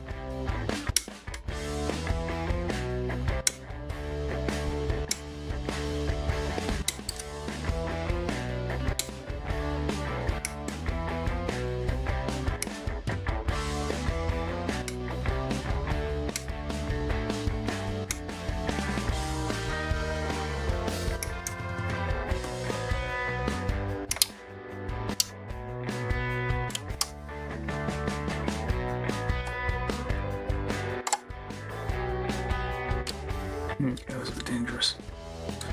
You shouldn't twist the blade when you're cutting. It should be a straight cut.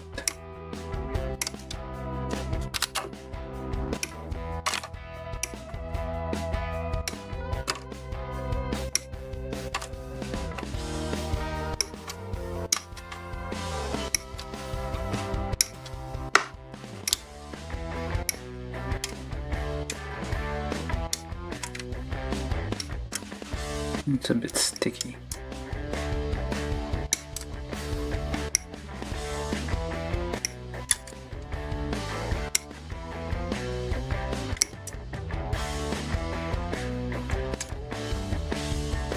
This material is a bit sticky.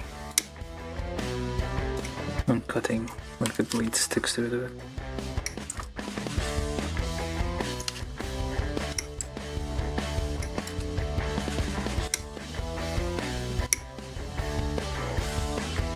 Oh wait, did I do that?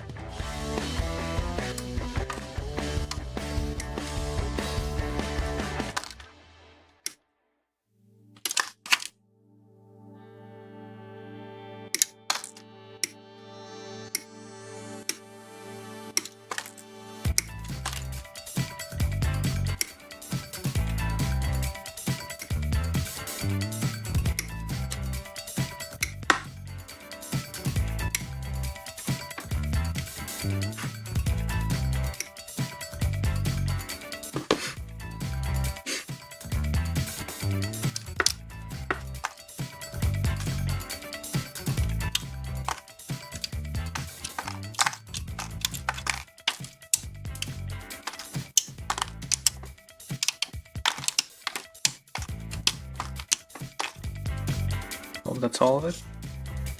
Yep.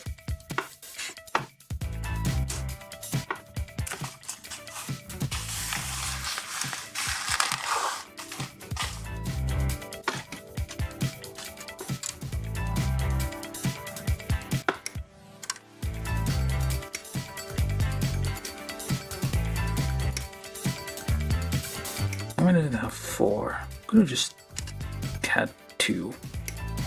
There's 4 in like separate things.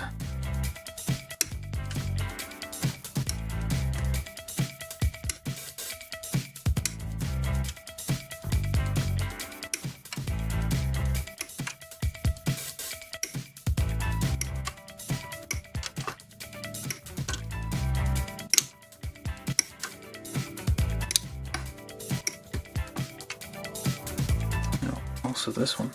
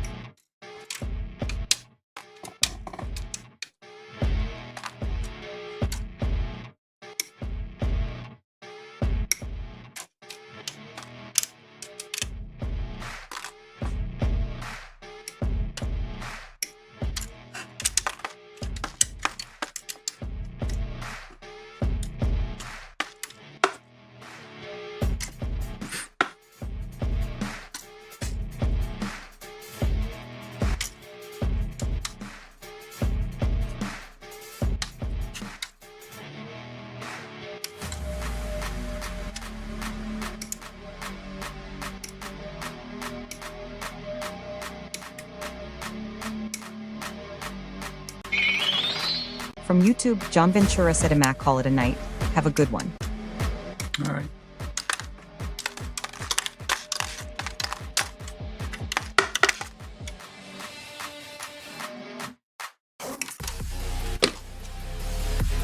All right, that's all of that. So the base of this thing, wherever I put it, I have no idea where it went. Oh, it's huge. How did it just disappear? Well, the base has a little drawer on the side.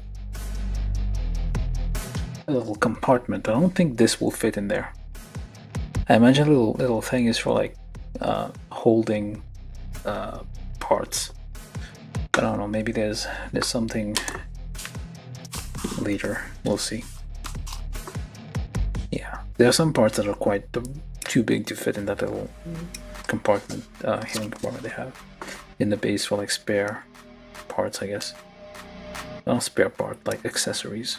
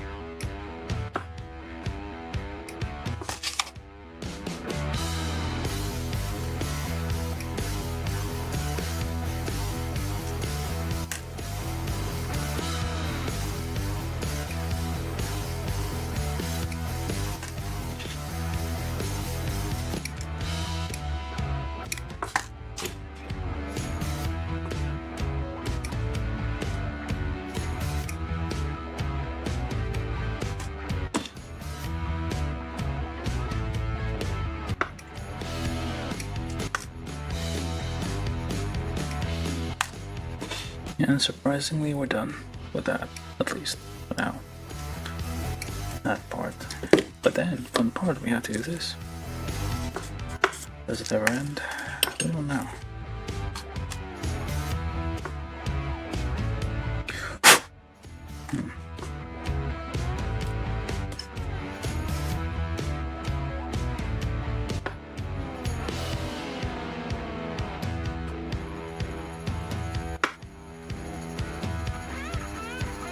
Yeah, probably to clean that up before.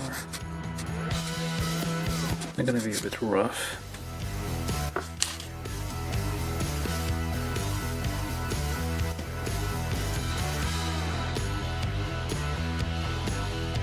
Yeah, we'll need to glue all these, press them down, and those are supposed to go there.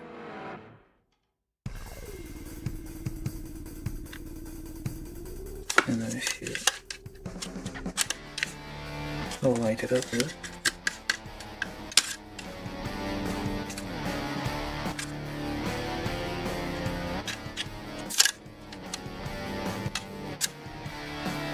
We'll see how it looks.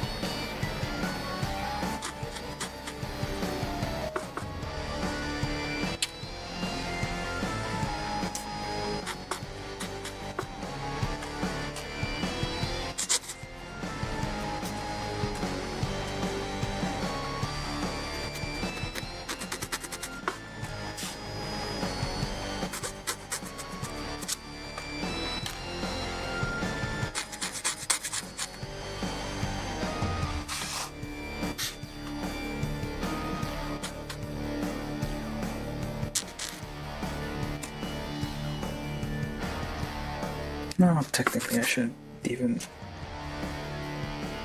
need to do this. It's gonna be hidden underneath, so yeah, just very quick. I mean, I realized it's a bit too late, I guess.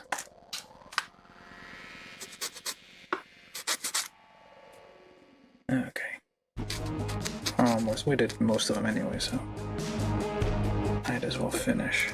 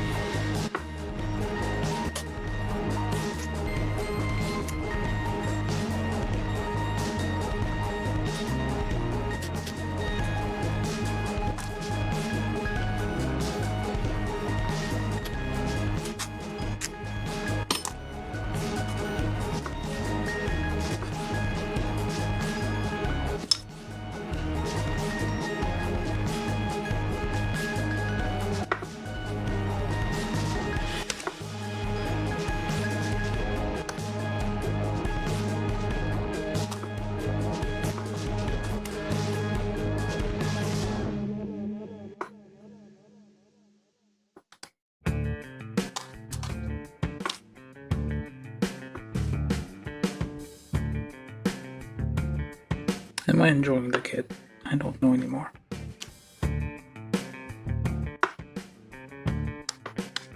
Maybe not right now.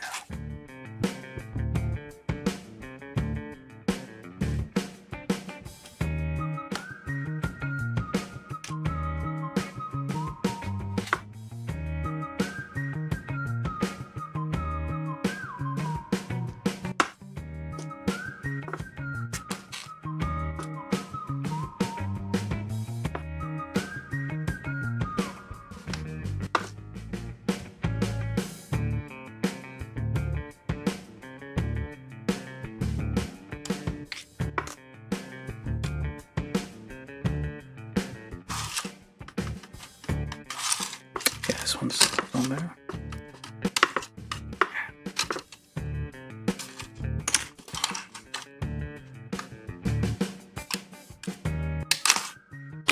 Well then.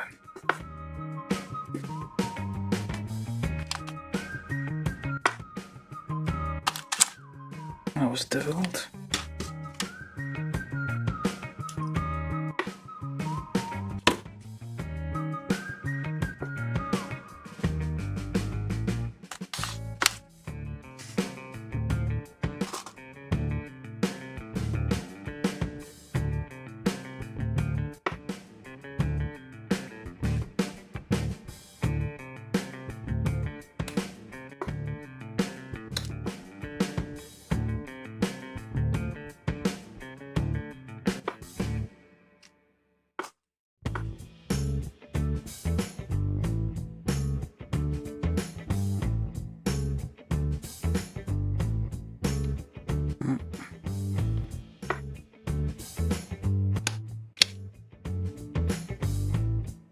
Very useful stick to push these in.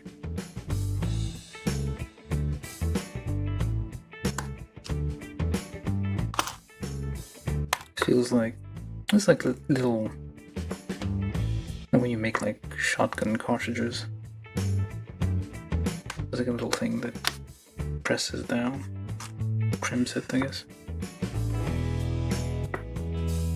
or something like that.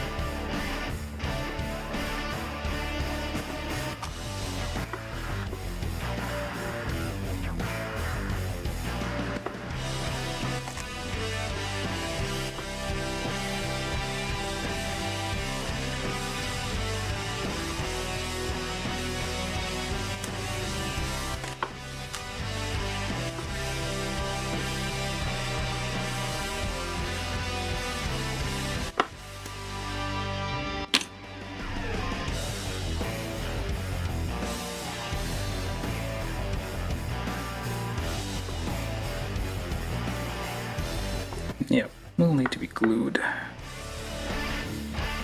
Shaved a bit to make the halves a little less. I mean, it's mostly going to be underneath the wings, so you're not really gonna see it, but still.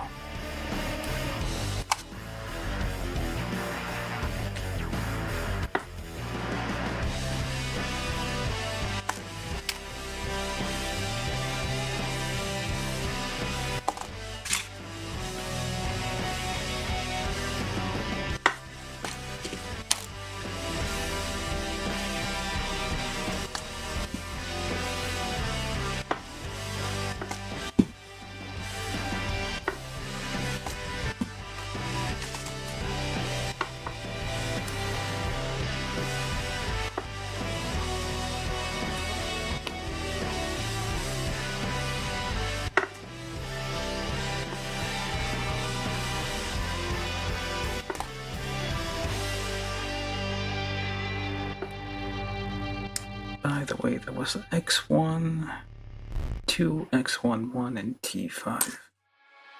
Oh, it's kind of obvious though. Whatever's left over at this point. I forgot to name the parts.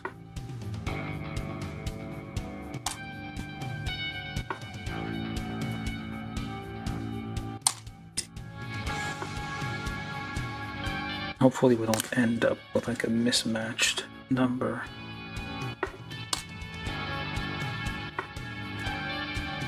Or one less.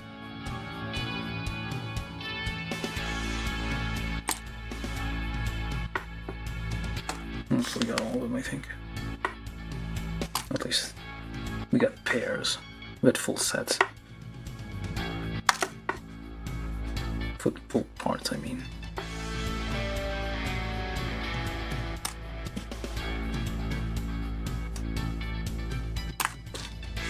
And those are meant to go in there.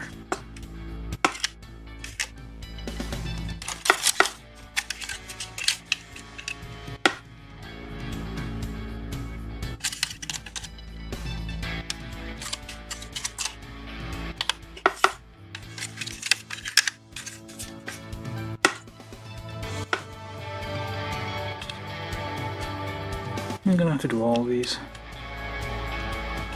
I don't want to now.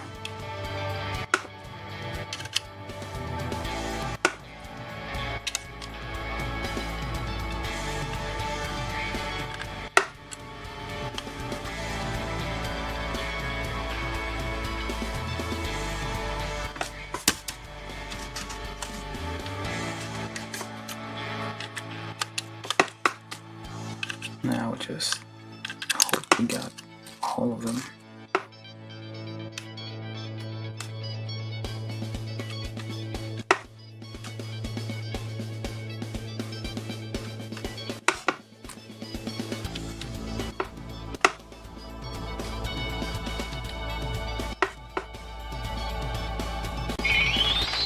From YouTube, Adrian said, I will rewatch all of your video regarding building Osiris. You sure it's like 36 hours? I think it's like, there's 12 parts so far. This is a 12th session. And they're all like 3 hours. I mean, you could probably fast forward through a bunch of them.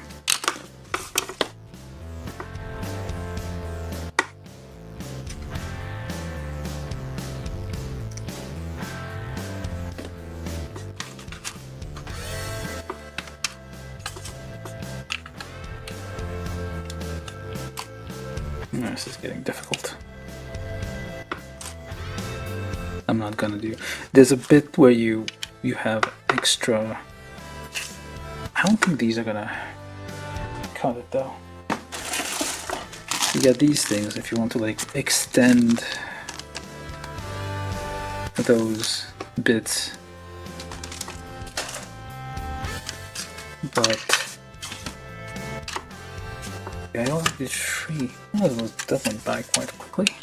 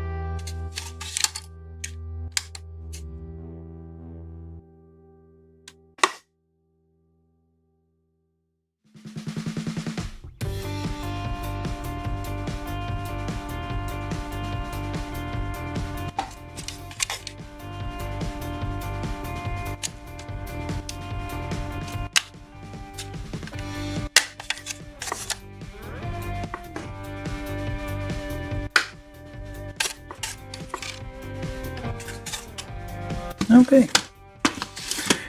We're getting there. These are all parts for when you have those. I'm probably not going to do this one. This. I'll just show you the instructions for it. I mean, it's obvious. Like, you just connect them. Well, it's kind of a pain though. These are kind of like when the funnels are flying around. Well, we'll see how it goes. I don't think I'll have time to do all that. So that was 41-6 times, I don't know how many dozen parts we've done. 24 independent funnels. And now, whatever's left.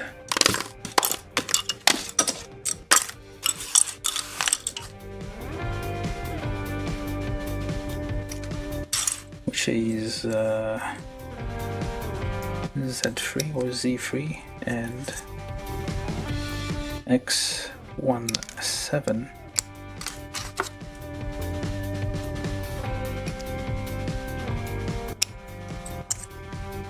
But yeah, I mean, I appreciate you saying you will rewatch it, but just fair warning, it is a lot. 12 session, at least 3 hours per session. It's over 40 hours of work to build this. It's a full work week. Assuming you don't take any breaks.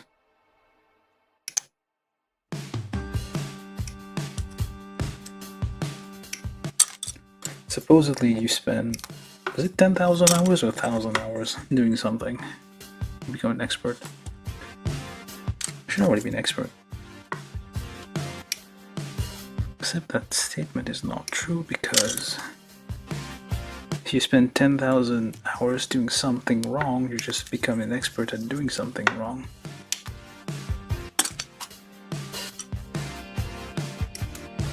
Or at least it's an incomplete statement.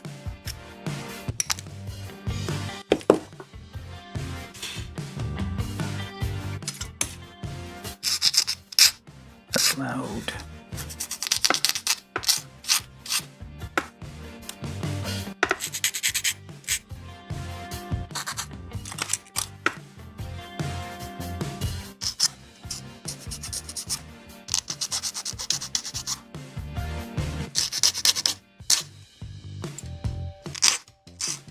Apologies if you're wearing headphones.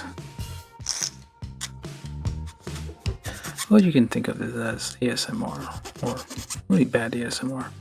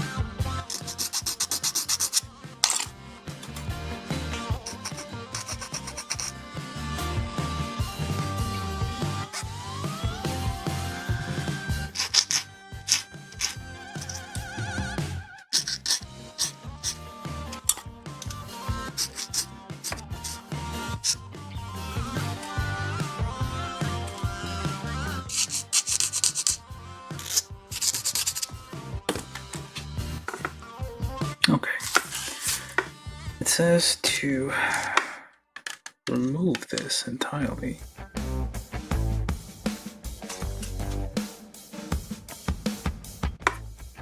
Well, I'm just gonna lift it up this much because I don't want to remove this.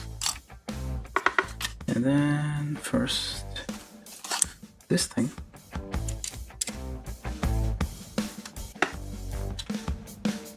Try to get that onto there. Line it up. There you go. We'll have to twist it a bit. Oh, it's a bit scary. Like, this is a long, thin part. Make sure you don't actually just get this out of the way to make sure you're not pressing on something that you're not supposed to. Okay, clip that on there, very nice. This is like, this extends quite a bit. And it even extends a bit more and has a little thing at the end. Okay, let's try to get this frame. It's basically, yeah, it's the same length almost as the mobile suit itself. So this thing has a lot of range. Like, this is hanging on there. It's basically, it can reach you from far away. You think it's, oh, it's close, they can't reach me, and it just does that and pinches your nose or whatever weird stuff you have dangling in front of it, like an idiot. So pop that in there, gently close it.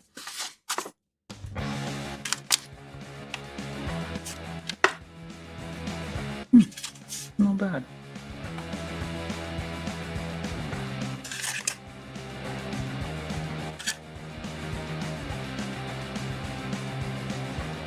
I mean, it's less shiny, but still looks like some kind of spaceship. These could be like individual mobile armors. Oh. The head drama. Let's turn that off. Save some battery.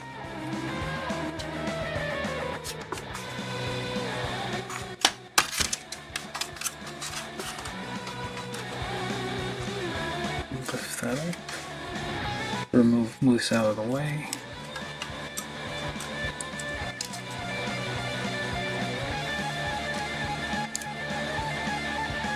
Get that lined up. It doesn't.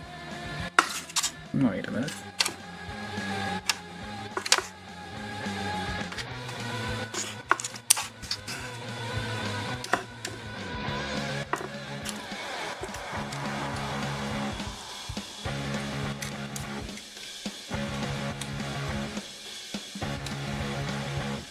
Come on now. Let me get that to line up to the clips in place a little more. There you go. It's a nice, like, two tones of green here. Can't really tell. That was slightly different tones.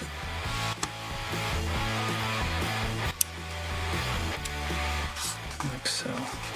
Probably should grease, well, lubricate the joints a bit. They're tight enough that I don't think it will be an issue.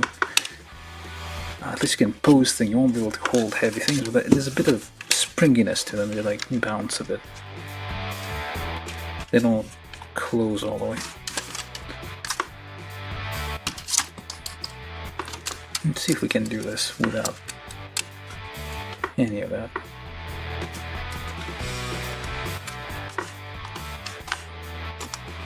Oh, surprisingly that works.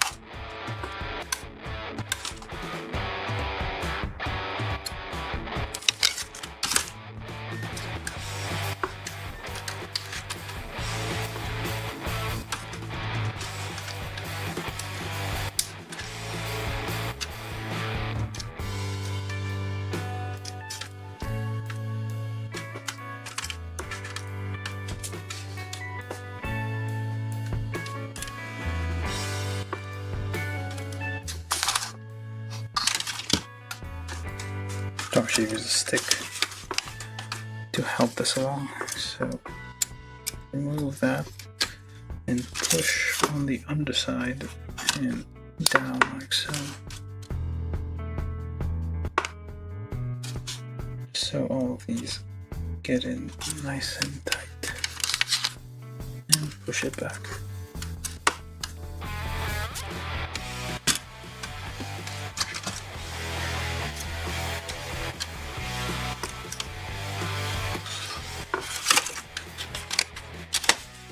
And there we go. 4 of these only took 3 hours or 5 hours. 3 hours to get all these done. Okay. We get all the... Okay, so probably... Yeah, okay, so yeah, I guess I'll finish it up. I don't know if I kind of want to do like a long review of this. I don't know if I should do a second. Fine, I guess I'll just do it right now. So it does explain the mechanisms there that I showed earlier. We can like lift these. You basically open the cranium of the elephant, because these have eyes, a trunk, and this is also a trunk. And this is basically an elephant because Kshatriya is like an Indian caste of warriors, I guess. And Indian mythology of like the elephant carrying, well, 4 elephants. The world is flat, 4 on top of 4 elephants riding on the back of a turtle or tortoise. I don't know which one. I think it's the land one, not the sea one. It might be the sea one. And that is floating in the void of space as it swims in the void of space. That's pretty elaborate for origin of the world kind of thing, explaining the cosmos. So you got more transformation things, a little bit here that flaps off, and then you see you have 1 and 2, so basically 2 position. We played with that, with damages, we've broken the switch as well, we've fixed it, so we had lots of fun with that. When floating pot ascends to position 1, you think that effect. When it goes to position 2, it's like does something else. So now you don't need any other part for this, it's already done. So I guess it is time for the final assembly, the last step. Well, actually no, first thing I wanted to show. So I showed the clear tubes earlier, I'm not going to do that. That seems a lot of effort. But basically you have this little thing here which shows it being fired out and flying off. That's also used to like hold this tube. I don't think this will like transmit light all the way. Maybe it will, like maybe it will like conduct the light all the way to the tip. We'll have to see. Basically, yeah, this will probably glow a little bit as well. I don't think these LED lights are that bright that it will go that far. Then you can replace the battery, of course, by, like, if the battery ever dies, you can with some difficulty reach through here. Ow. Well, that's sharp.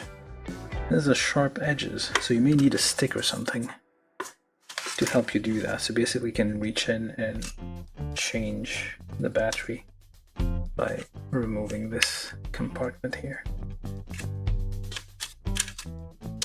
Or did I do all that off frame? I can't tell. Off camera, I mean. Okay, sometimes this doesn't turn off. A bit annoying. Okay, now it turns off. I'm gonna have to like take this apart at some point, and do something about these switches because they don't always work. They're kind of a bit finicky. But yeah, I did show this thing, so yeah, we got that. Changing of battery and all that. Got the trunk, and this thing for whatever reason just lifts up. So if, for example, I guess fully expanded there, I keep all the things open. This thing on position 2. This thing goes up a bit, like so. What else moves on this thing? I have no idea. This moves, I guess, with the elephant trunk there.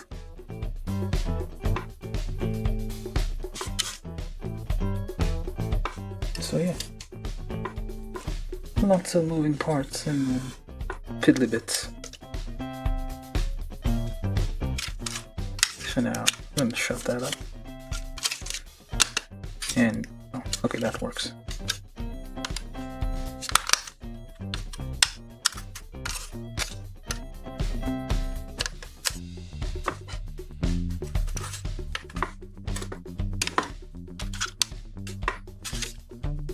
Alright, so we did the base already, except I have no idea where I put it.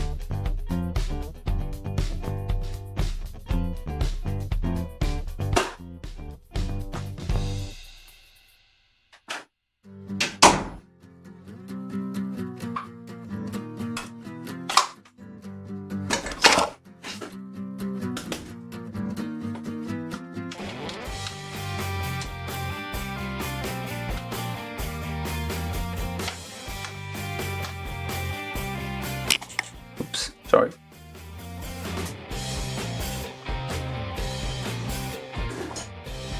Okay, so yeah, we're doing the assembly and review now. So we built the base. The base, as we mentioned, has this little compartment here. Except, yeah, so we have... That's not going to fit in there.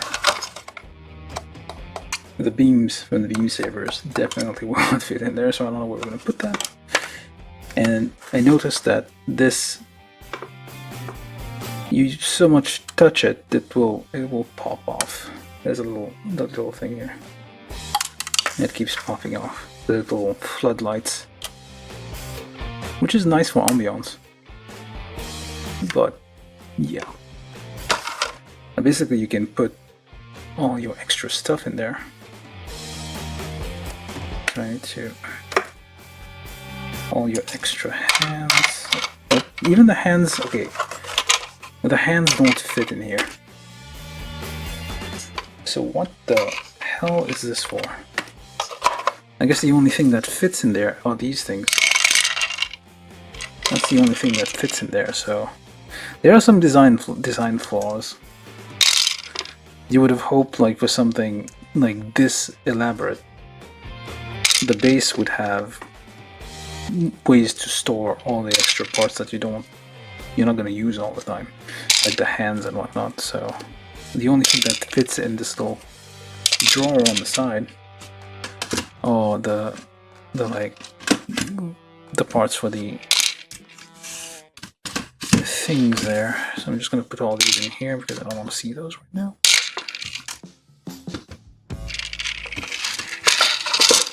It doesn't even fit this. Does it? Oh, I guess it does. You could put this at the bottom as a drawer liner. No, not sure. Let me see if it works. Nope. It is not.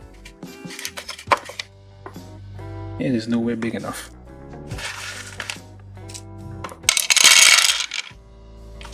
There's supposed to be 24 of these, meaning there's like... Actually, no. There's not 24 of these. There's 12. Nope. Yeah, 12. Which means you can only do... So, for these parts that are shaking around in there, the... these thingamajigs, there's only 12. We can confirm here 1, 2, 3, 4, 5, 6, 7, 8, 9, 10, 11, 12.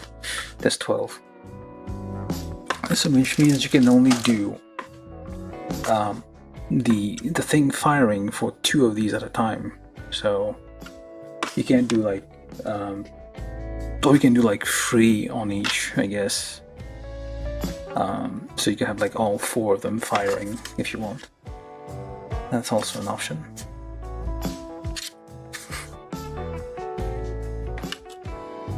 But yeah, so we're talking about the base. It doesn't have anywhere to store all the stuff we need. It does have a little magnet here which you can use. There's a Hall effect sensor. Or is there?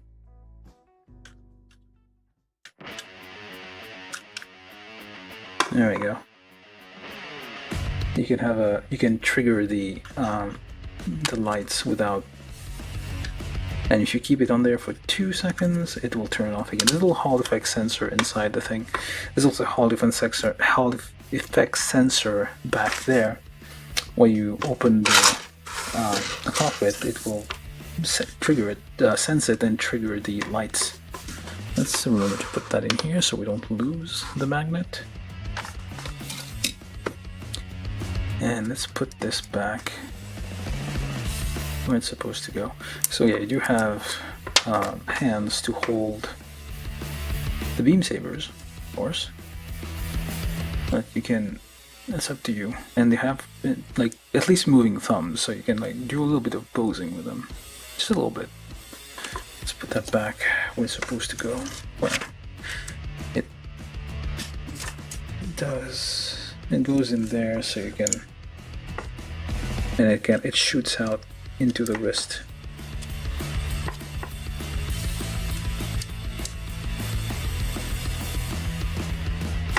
So it shoots out into the wrist, like if the handle was in the sleeve, it would shoot out like this, and it would grab it.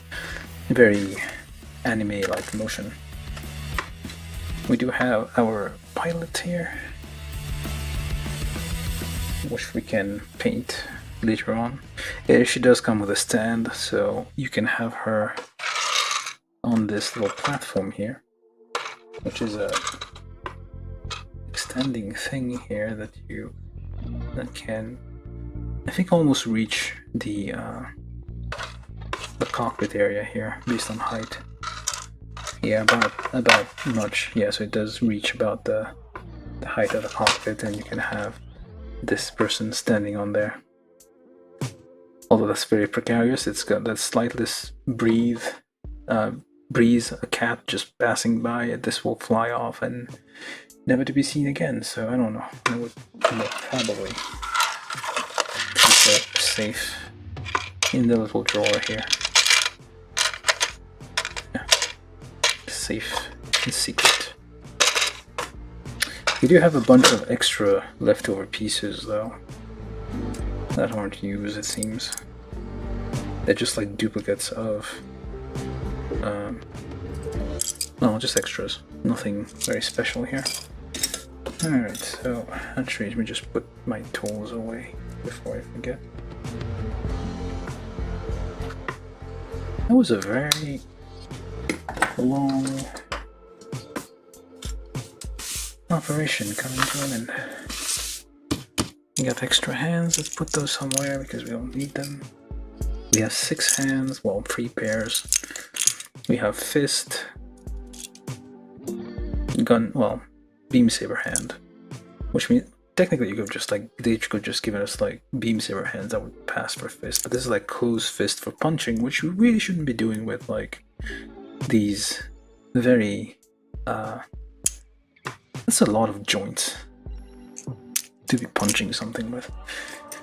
You're gonna have something pop out of place and then it has to go back to maintenance, go back to the shop to be fixed. It's like you're using your, how would I put it? Something sensitive that really shouldn't be banging stuff with as a battering ram. Alright, so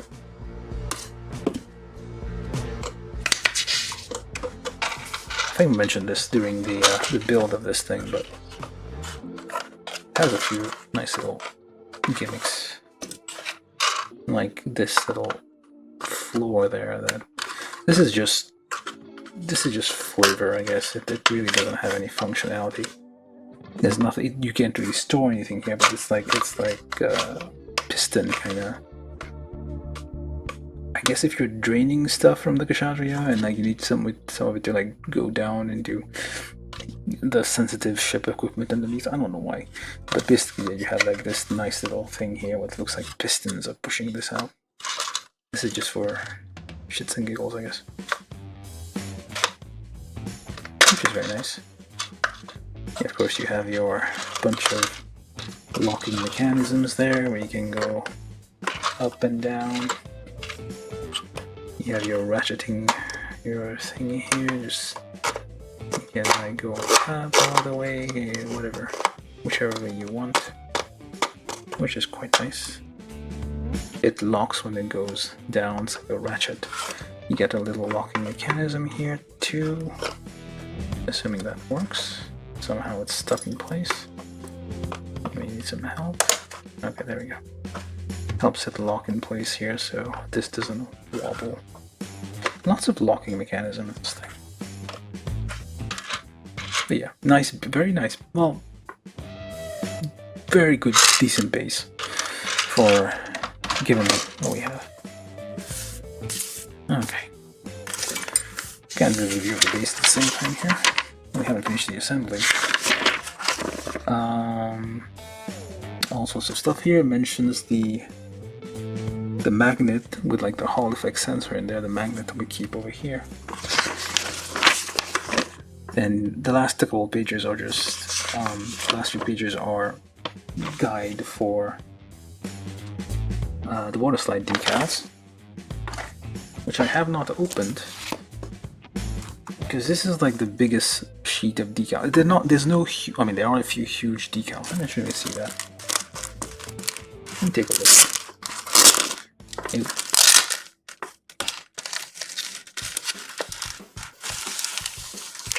Hopefully we can get that back in.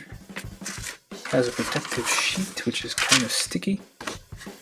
Yeah, you do have a few like long. You have a few long, thin pieces here.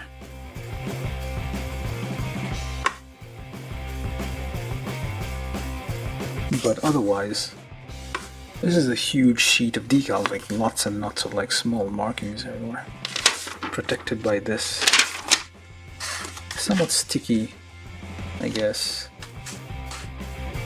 what's it called? Parchment paper? They use it for baking, I think.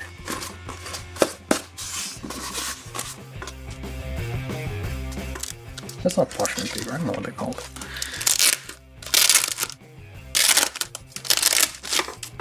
But they use it, it's like the waxed paper, I guess. Baking sheet, I don't know. Let me put that back in there.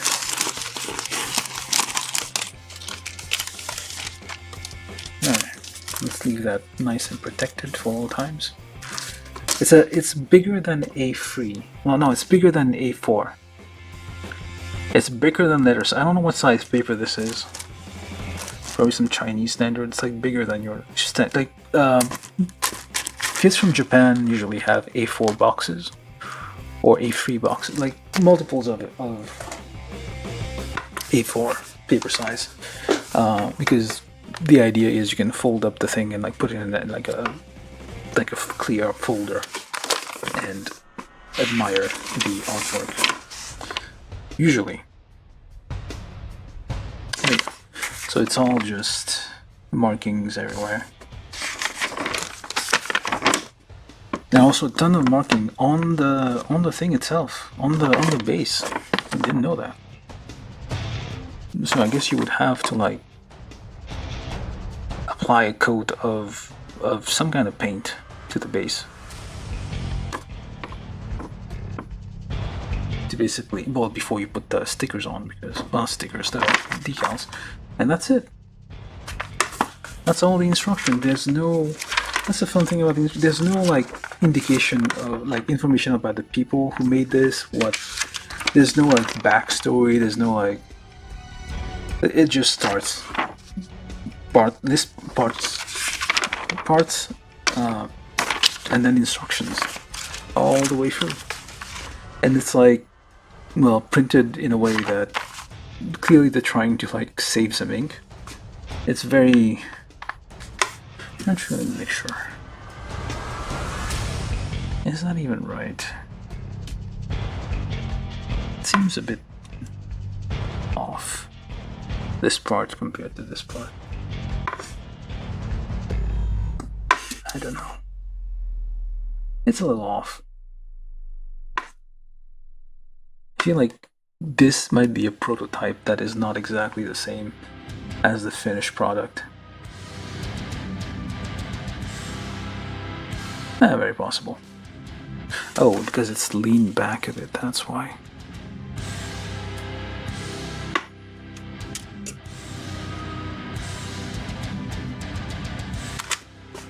It's leaned back a bit, and well, it's painted differently, but I want to lean that a bit forward too, so there we go.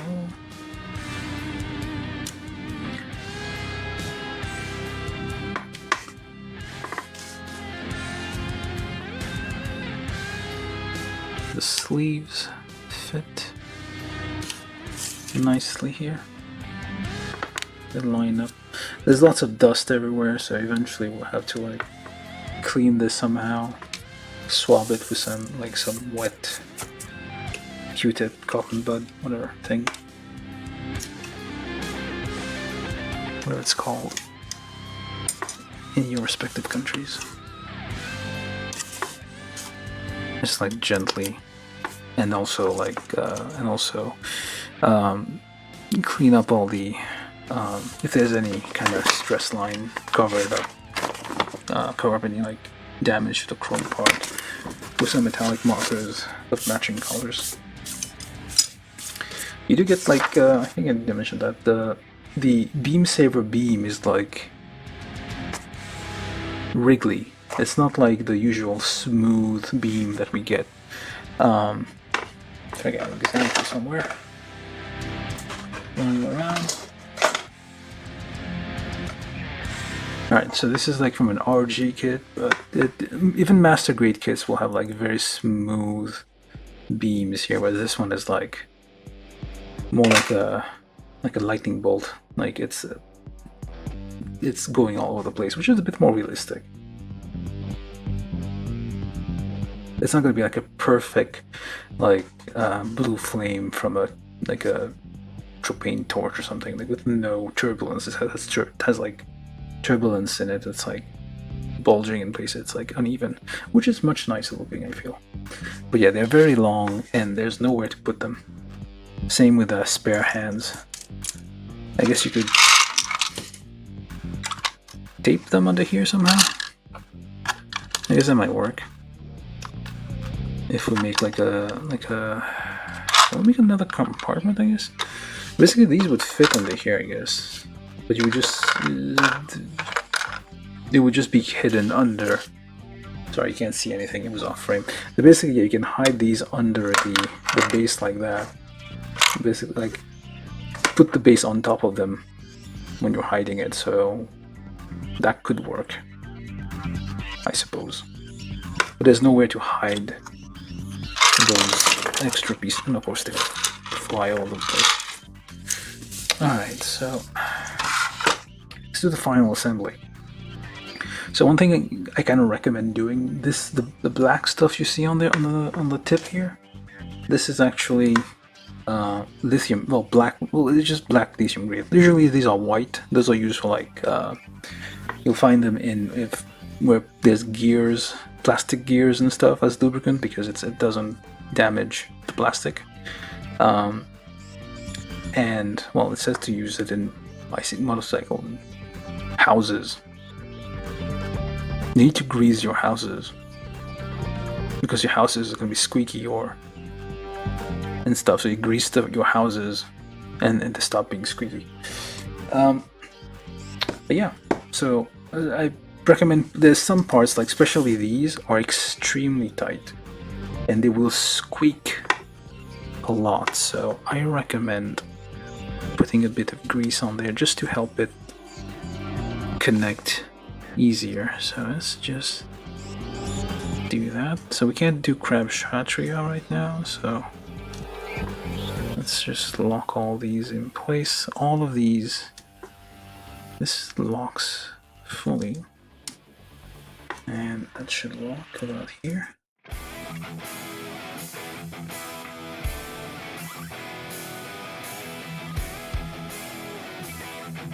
Let's close that up.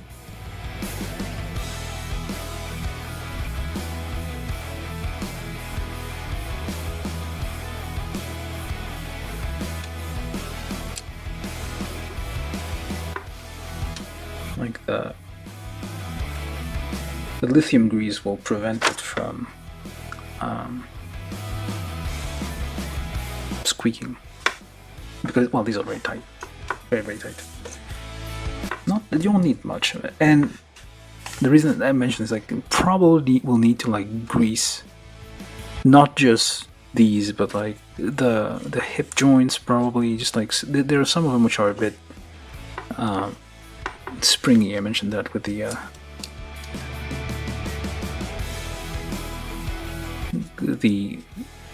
lids of the binders there.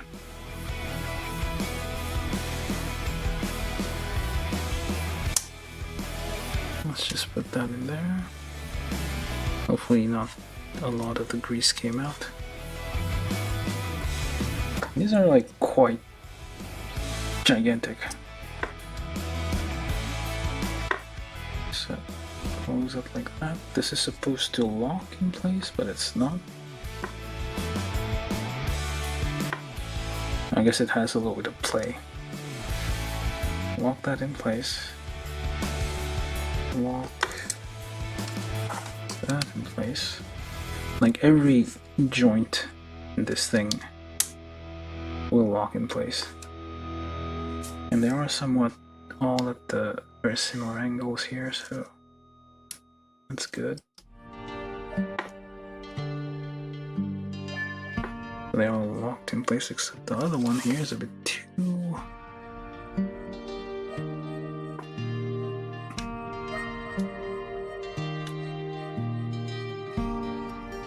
far back.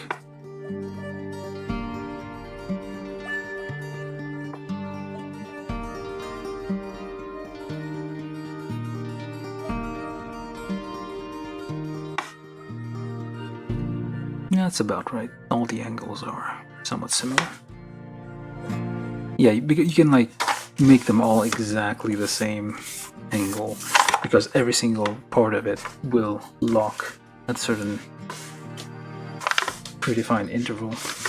And then finally we assemble our thing here.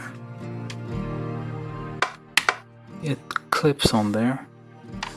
I mean, it still comes out easily. I've tested that before. It can still come out. So let's alternate so we don't have too much weight on one side when we do that.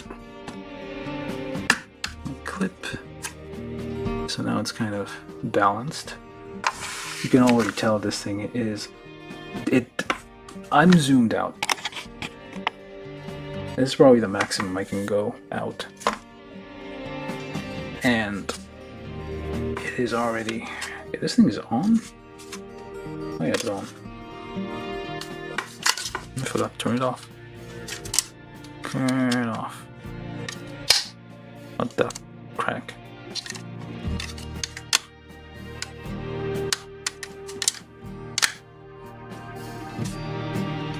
There we go.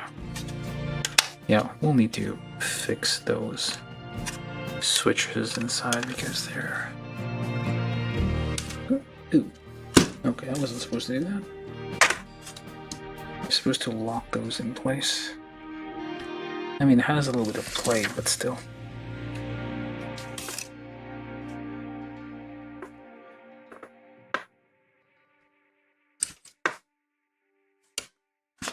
No reason it's imbalanced because we're missing stuff on the side. It did go in all the way. Yes, it did.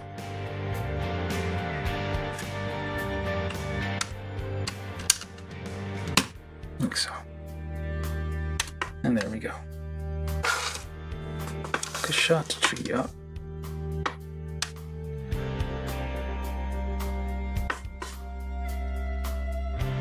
With all the bells and the master grade. Well, they don't say master grade, but the Osiris aerial Dominator. I don't know why it's called Osiris. It makes no sense. Kit from Axis Works, third party. I don't even think they claim to be. I don't know what they claim to be, but they don't. There's not a lot of information. I mean, there's probably information out there, but it's not. It's not like they're gonna advertise out in the open. Lots of nubs. This is just a fraction of the nubs. But this irritates a lot of people. Stuff like that. They will vacuum compulsively. Yeah, there we go. The damn thing is built.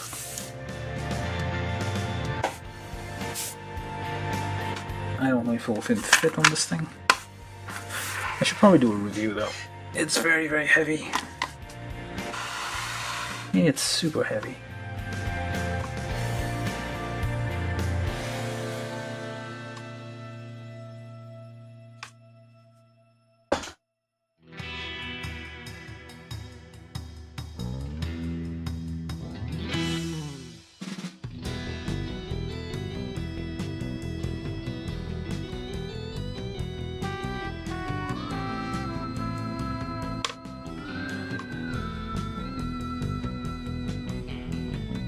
Okay, I'm gonna try to review it in like 15 minutes and then leave it alone. Oh, I brought this along. For size comparison, well, detail comparison. Well, this is the HG Kshatriya, which was kind of a big deal back in the day.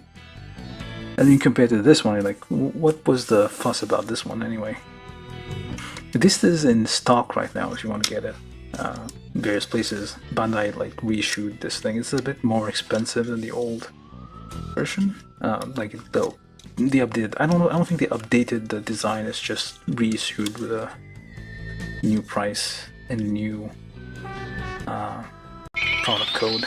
From YouTube, Marcel Mendieta said beauty beautiful without a doubt. Absolutely. Detail-wise, it has all the very similar things. I forgot the binders. Oh wait.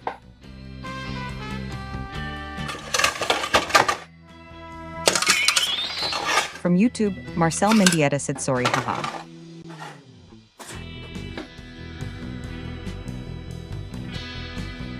No, that's fine. I understood what you meant. But yeah, let's do a side. Oh, this one has the... I noticed that. It has the thrusters on a little thing. And it does have individual...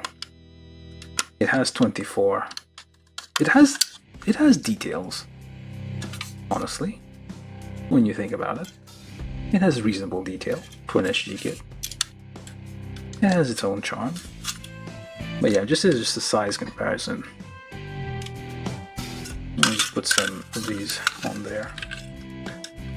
Detail-wise, the other one is just miles ahead. But yeah, because it is aiming to be like something like a modern master grade. Bandai has been upping the ante. So everybody has to kind of match. Why did you not get it there? Is there a polycap in there? There's a polycap in there. Like Bandai was saying they couldn't make this. Why the hell?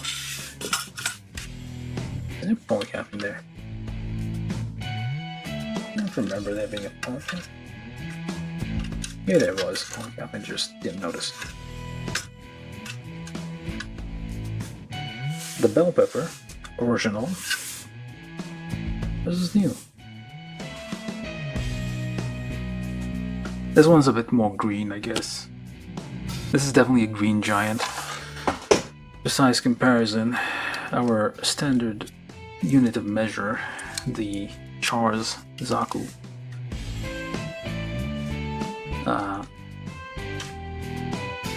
This thing is like quite a bit bigger. This is like a master grade 1/100 scale. This thing is like big. It's not as big as a, well, perfect grade is a bit bigger. I brought these out a while ago to like a few days ago to like compare the size. Perfect grade is still a bit bigger. It's not the same size as a perfect grade regular size, like a normal mobile suit perfect grade. Well, I guess if you count the binders, then yeah, it's bigger. But just the mobile suit itself is smaller than a perfect grade. But the binders, clearly, this thing is massive. And if I recall, it came. I forgot to count the runners, but there's a lot of runners. Probably over 40 runners, thousands of parts, I'm guessing. Well, at least up to around 1,000 or so parts, I'm assuming. Of course, you have the lights. Very important. Let me just take this out of the way. From YouTube, Marcel Mendieta said, yeah, the HG Kshatriya has a green more similar to the Zaku. Yep. Indeed. I mean, yeah, it's more Zaku colored. Absolutely. This one, they had to go like a different route, I guess. Just they don't want. I mean, what's Bandai gonna do? Sue them? I don't think they will sue. Of course, you have your lights there. You have your. I should probably do it quicker. Okay, let's start from the feet. Hopefully, this thing doesn't like fall over because it's really heavy. It's stable right now. It's not moving or anything, but it is very, very heavy. I mean, it is spinning, but it is very, very, very heavy. So if you put it somewhere, it's not going to get knocked down easily. Yeah, let's try doing a review. Okay, let me just turn that off. We saw the lights. Yeah, this is the thing that worries me is that at the hips there, well, at the waist, there's a single shaft, where all of this weight is kind of wobbling on that one shaft. So that would be a weak point. Like the waist is like very thin, and I feel like it should have been like a much thicker shaft. Like the legs, the hips have very thick shafts, like very, very thick, very like sturdy. So they should probably put like a one as big or even bigger for the waist. So let's try to do this without, okay, everything's falling over. I can hold it in one hand, but you can use it as an exercise weight. It's really heavy. I mean, there's no metal in it, well, apart from the batteries, and I guess some PCB components. But this is mostly just plastic, and it is quite heavy. Like half the weight that was shipped is just runners. More than half, I guess, is runners. But this is still quite a bit of weight. So details. On the feet, of course, you have. It's not double jointed toes. I somehow thought it would be like double jointed toes, but no. You do have toes with things. You have a little flap here. There we go. A little flappy thing on. There's flappy bits everywhere. Flappy bits make you happy, so they will add as many as they can. And I'm gonna try to do this without hold it like a baby.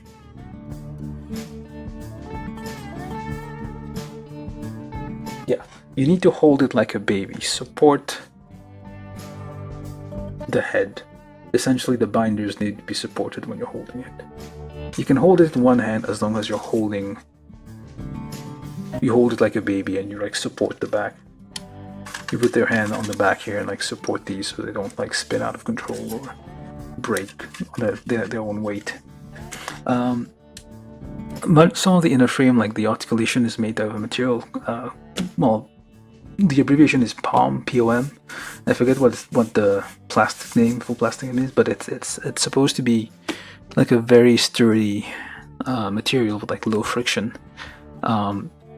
somewhat self-lubricating or something, and it is heavier than water. Like it's like 1.2 gram per centimeter cube, I think.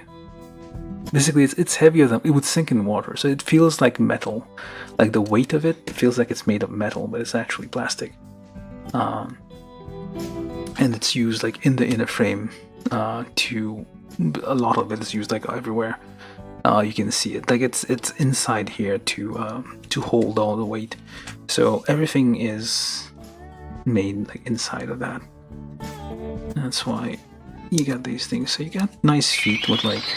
From YouTube, Marcel Mendieta said Things. place it in a stable location with enough space so that it doesn't fall over. Yeah, I mean, it shouldn't fall over. Like, it's hard to knock over, but it is kind of... Okay, maybe not. I spoke too soon. One problem I noticed is that the feet, the toes, do this quite easily. They lean forward. Like, for the weight that's behind this thing, it can easily... You see? Like, if these somewhat... It is, like, imbalanced, the toes will not stop it from falling over. So you have to like balance it carefully, and already it's kind of... There's supposed to be a locking mechanism here. It's not doing anything. Oh, maybe it is. The locking mechanism doesn't lock. Oh, it still wiggles.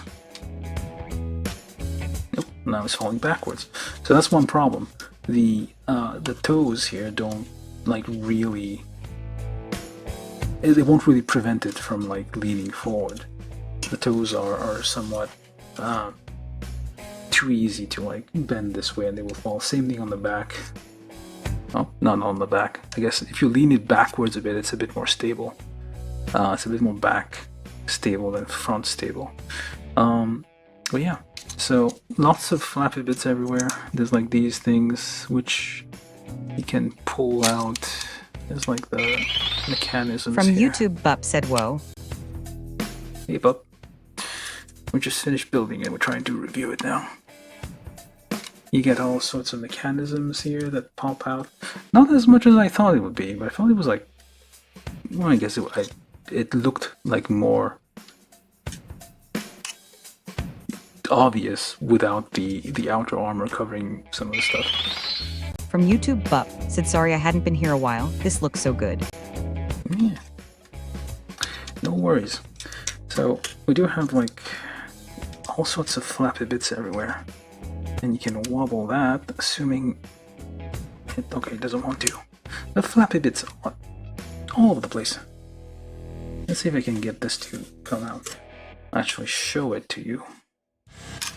Well, I've done it multiple times in the past streams, so you get the idea. So basically we can like jiggle this a bit and hopefully it doesn't break. That would be terrible. And come on.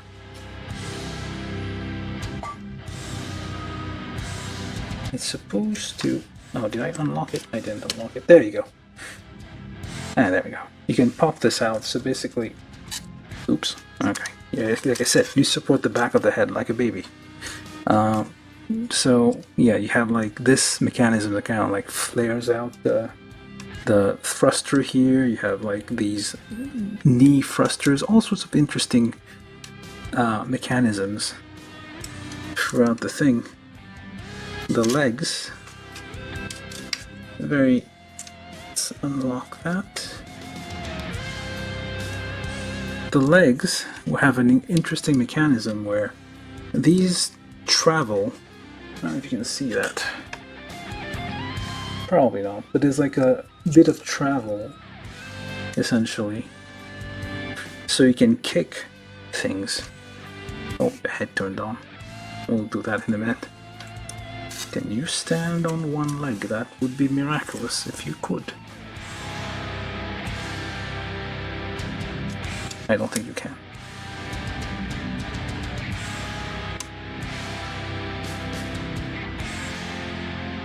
I'm wasting some time here, but bear with me.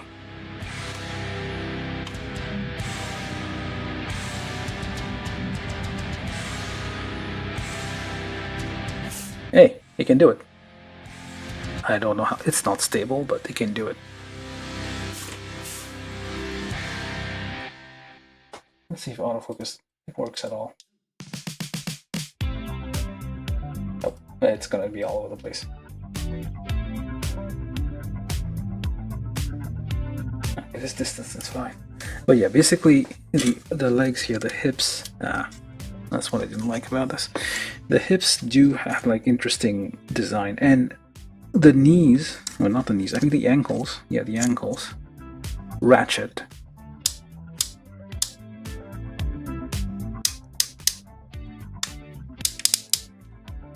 Basically ratchet back to front, because I guess they realized this thing will like fall forward a lot. So the knees, the ankles have a retaining mechanism. The knees do a double. Okay, let's close this first. Clip this, lock this back in place. The knees do a double. It's double jointed. This thing has no business being double jointed. I don't know if that. I think the other one also is double check. But this is very nice. It is, even for something which is not like a very nimble mobile suit, it has decent articulation. And put that, go back over there. Like the hips are on independent tracks. Each leg is on an independent track, which doesn't make sense when I say it like that, but it's nice. Okay, so, oops, okay, parts are falling off. Carefully pop that back. So yeah, the legs they're nice. Oh, see, ratchets. And it's already going all sorts of places it shouldn't be going.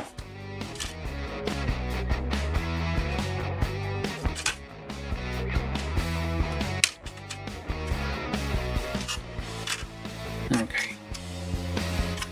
Let's hope we can get this. Yeah, it is flipping off, I guess.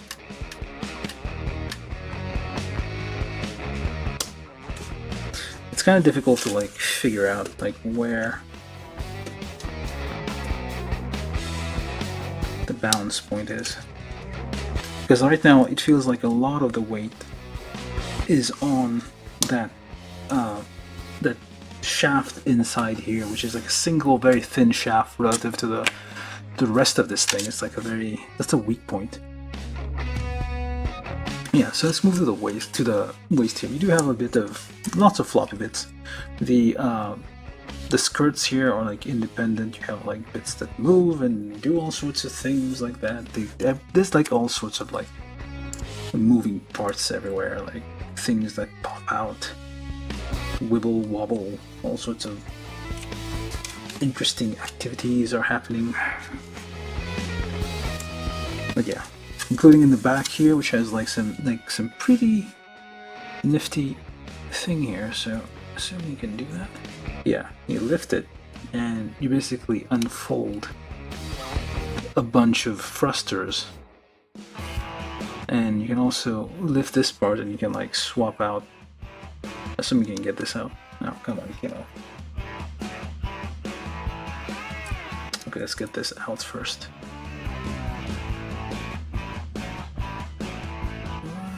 Twist it out.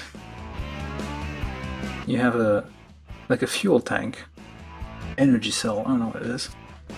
With like a little gimmick here, you can like pop that out and imagine there's like steam coming out of it. It's like it has like a little pneumatic effect. It's like a little bit of resistance when you push it in, probably because I imagine because the air pressure inside is preventing it from closing all that fast. So let's get that back in there. Yeah, so it's like a very nice. It looked nicer with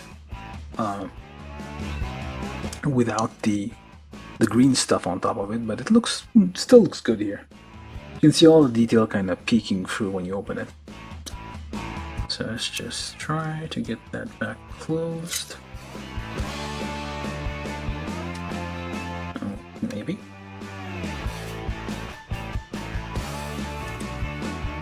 Why are you doing?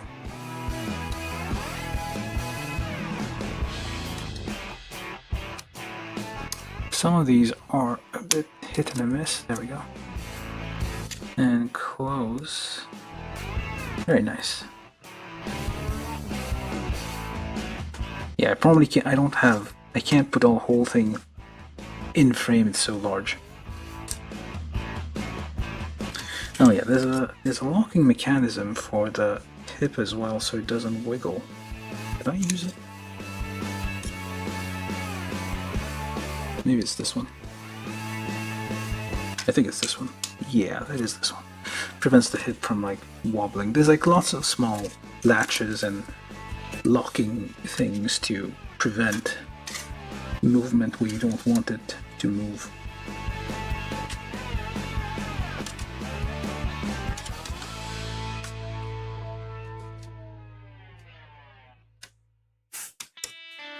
Yeah, it's too big to be in frame. I should probably like remove a part or two, but if I do that, it will be imbalanced. Like it's so, like it's just massive. So yeah, the thing I mentioned before, right there, the hip there. Actually, let me see if I can pop it out. It's probably gonna be a mistake, but let's try it. So it's about this angle. You move it a bit. Oops. Let me check exactly what size it is. And then you get that in there.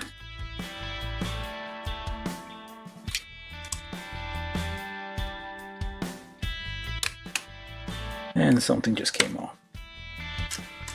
And damn it.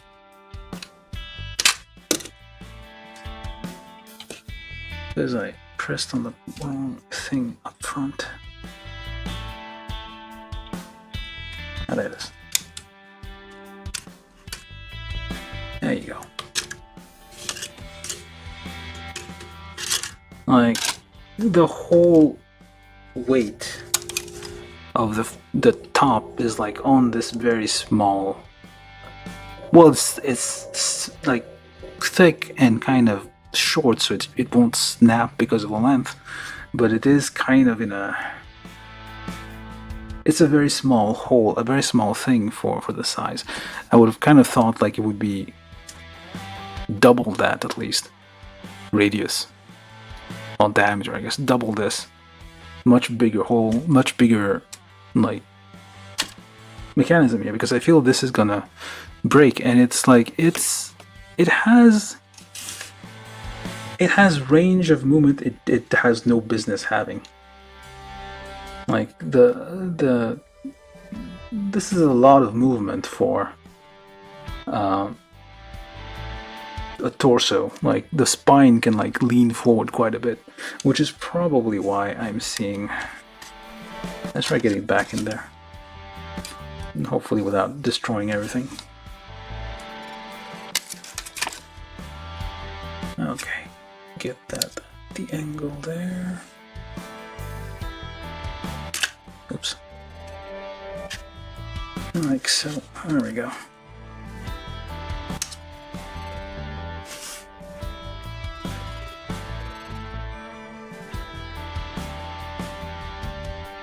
Pop that back on there. Yeah.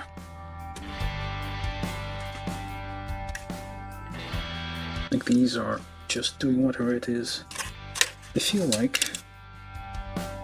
I don't really care about the latch I have them on. Alright, so yeah, the torso can like do this, which is a lot of front movement. So it is kind of nimble for a mobile suit this side. This came off. I'm gonna try to put this on back on there. It's very heavy, so it is difficult. It is really difficult to pose this thing because it's so heavy and all the parts are kind of struggling.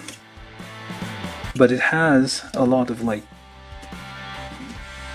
I mentioned, lots of latches and locking mechanisms everywhere, so it should help a bit. So move that forward a bit. Okay, have it resting backwards. Avoid all of this. So this came off, but see if we can get it back on there. Usually I'll have to remove. Oh no, wait, it worked. Never mind. Cool, that worked. Surprisingly, it went back on politely. You got some jiggle here, which I guess is uneven because I think one up inside there's like wires probably caught in the mechanism here and not letting it move freely as much as it should. I guess we're moving to the waist. Oh wait, we didn't. Yeah, the side skirts also have a bit of things that flap, that flip and flop, and actually just popped out. Yep. Which, that wasn't supposed to happen. Yeah. Nope. Where do you even... Oh, okay. That wasn't supposed to happen like that, but there you go. Clips on. You just move it carefully, I guess. A few more flappy bits in there for no reason. And I guess the waist doesn't ratchet that way. I thought this... Oh, it does ratchet. This ratchets slightly. So basically to like help keep the position somewhat stable. It has lots of ratcheting mechanism in the leg. Needs to be somewhat apart, the legs, because you can't. There's like a big thing in the crotch there. That you can't like put the legs to it. It has to be like somewhat apart all the time. And somehow oh come on. The waist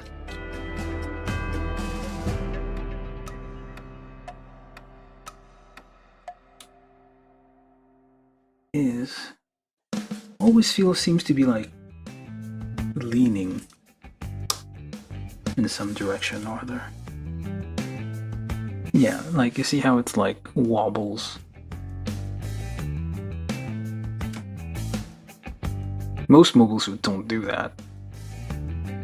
Like most kits will not do stuff. I don't think this one does it. Does it? A little bit, but definitely not as much as that one.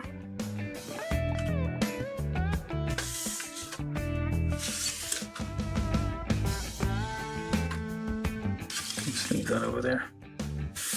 Yeah, huge thing. So I'm probably like skipping up on a lot of things, but yeah. So I've shown this feature over and over. You got a Hall effect sensor in the back, which detects when the cockpit is. There's a little magnet back there, so it moves and it triggers like the glowing effect inside there, which is quite nice. So remember to close that when you're not in use. Or I guess one project we could do with this thing, because it uses two 3-volt batteries to power. There's two, like 6 volt here, 6 volt in each, so like 32 volts being used total at all times. So one project, because like each circuit is like 6 volts, so you could probably wire like a 5 volt from a USB, but basically you would have to like drill through a lot of material, and the worst thing you could do is like drill through the inner shaft and make it weaker. That's the thing you probably want to avoid. One thing I was thinking was try to, well, actually, since all the electronics is like up in the upper body, so maybe, I don't know, add like a, I don't know where you would fit like a USB-C port. The USB-C ports are smaller, but oh, this thing came off again. It keeps coming up because I keep touching it. Okay, let's not touch that front bit. I was thinking like doing like a USB connection here. So basically, you just plug it in like a USB charger or something, or maybe even a computer, like extend the USB thing, and just have it always on essentially, which would be nice. So it's like connected through, I don't know if you have like, maybe like it would be a bit ugly, I feel. Like initially I had thought like running it through the stand. So basically when it connects to the stand, there's a USB port inside the hip here and connects through here, and then it automatically lights up whenever it's powered when you plug it onto the base here. And the base has an outlet in the back or something, some kind of connection in the back to like power it, and it's wired through here. That would have worked, but the problem is like it would have to go through the waist there, which is a problem, unless I somehow carve out a hole that would allow it to do that. So some kind of mechanism which allows it to run through the hip without damaging the inner thing. That's a project for another time. But now let's just keep going. So yeah, the back of the torso, of course, has a bunch of nice little gimmickry here. I don't know what this is, but it's a very nice. Has a thing here. Has a thing with a thing in the back. There's like a very nice copper colored thing in there that's completely hidden by the green thing now, which is a bit of a shame. It looks like a power cell or something. Well, same as a fuel tank as we saw in the tailcoat. This thing keeps falling off. I should not have touched it. I mean, it holds and then you just touch it and it comes off. But yeah, also nice feature here. Inside is a circuitry and the battery, so you get your lights, as we keep seeing a lot. I've shown this off a lot. It's really nice. It like spins slowly and then accelerates, and then it's on. So basically, it's powering on, which is nice. And turn it off. You can turn it on and off by nodding. The head also has a few gimmicks, so you can knock back the antenna a bit, which means you can lift the head and you can move the mono eye around a bit. Let me just turn that on. You can basically move the mono eye's little switch back there. You can move the mono eye around. Actually, just move that here. Now you can see it. It's not as elaborate as like an RG system, which has a little gear to like help you move it around, but it's pretty nice. Yeah. Then we saw the this thing, which is quite nice, very nice. Like it has little gears as well. So that had also needed to be lubricated because it was very, very stiff. It wouldn't move very well without some lubrication. Probably need to take it apart again and lubricate it some more, just to make it a bit more flexible. Well, more smooth, I guess. You do have a little front to back movement on the arms there. The inner frame here is made of palm, so it's like very solid material there. It has to be to support the weight of all like 2 binders on each side. So it is all very, very solid in there. Surprisingly small. So Bandai saying it can't be done has been proven wrong. At least, I mean, based on technology of that time, essentially, that the same like era as the HG Kshatriya, yeah, it will be difficult to do this with technology of that time, but modern day stuff, doable.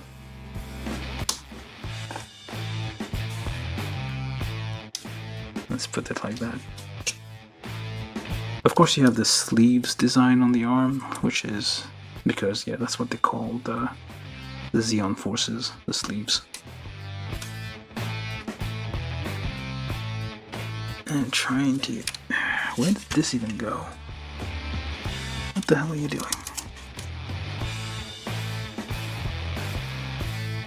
Oh. That would explain it? Well, it doesn't explain anything, but just trust me on that.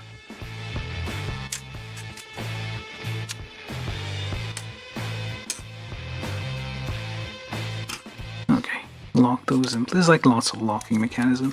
So there's a little thing here you can remove to get the action base socket there, but if you don't, you can have a little cover, which isn't, I mean, it's a master grade, so it's supposed to have stuff like that. Okay, let's try to get that to, and that thing keeps falling off. I need to glue that on.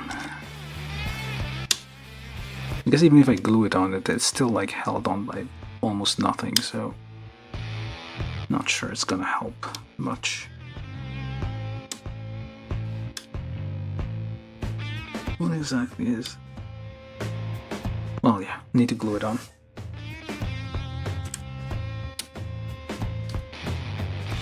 Like, even, yeah, because the weight is so heavy, it's like kind of hard to figure out where to, yeah, see, it's kind of going back and go forward and go like that. Yeah, so just pick a pose, make sure it's locked, and just don't touch it. This is not something you can play with a lot.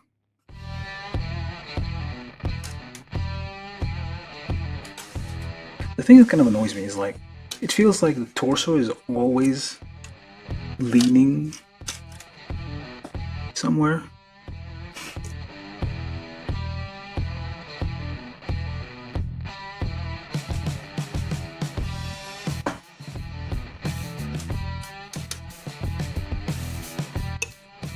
Okay. The arms, yeah, they do have some gimmicks, like some moving parts here and there. Floating sleeves there. It's double jointed, which is a step up, I think. Well, almost. Like, I think even the HG one has like double jointed thing here. It has short arms relative to the rest of the body. These shoulder contraption here, of course, have a few moving parts. It's supposed to like be able to lift and open out, but I don't want to risk it here. Like this is supposed to do the same kind of movement as this thing, which does this kind of floppiness here. Kinda, in a way. It does the same kind of floppy movement here, but I don't want to risk moving that here because it's gonna just spin out of control. We've got it in a stable position when we keep it that way. So it does have some interesting gimmickry here. Like, for some reason you can do that and lift. Move that out of the way there. Lift. No, still. Lift. I guess so that you can move your arm forward a little bit. But that means like all the binder's weight is on the back. It's holding, but it's a bit dangerous. So just don't do it, is my advice. Okay. Saw the head, kind of saw the arm. I can't really go... Oh, the arms does have like weird popping things for no reason, which is kind of nice. Like we always like floppy bits that flop around and do interesting things. All right, we have beam sabers inside the sleeves.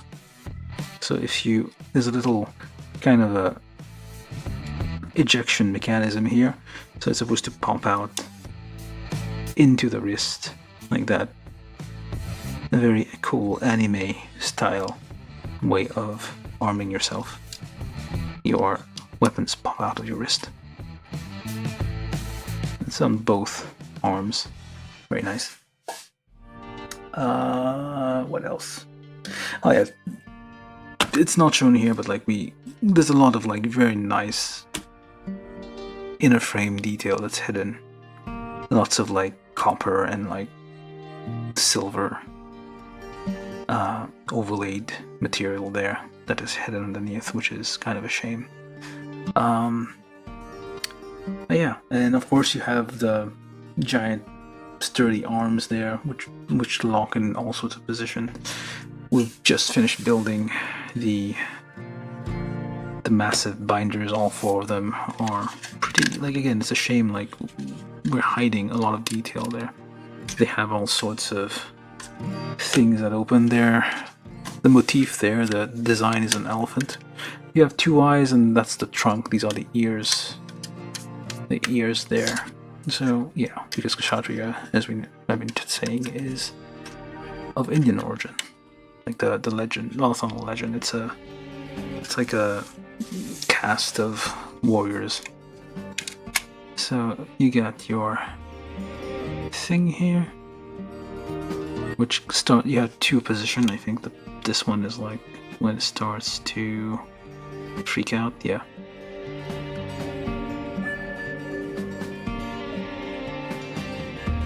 And this is like breathing, I think, second position, well, first position. You have your individual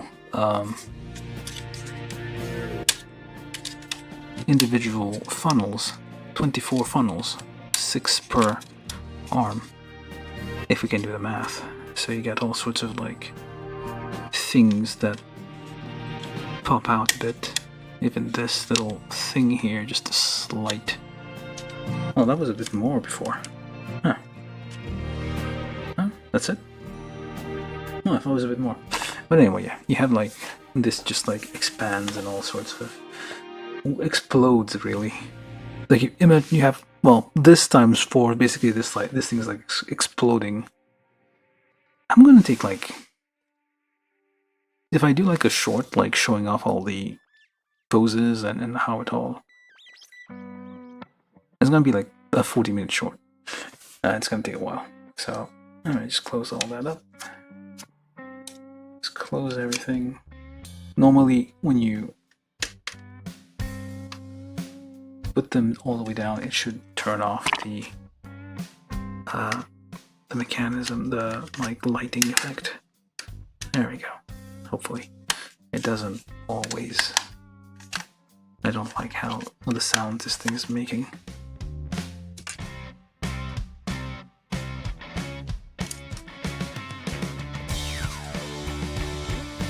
It is a very neutral position right now, which is pretty much all it can do.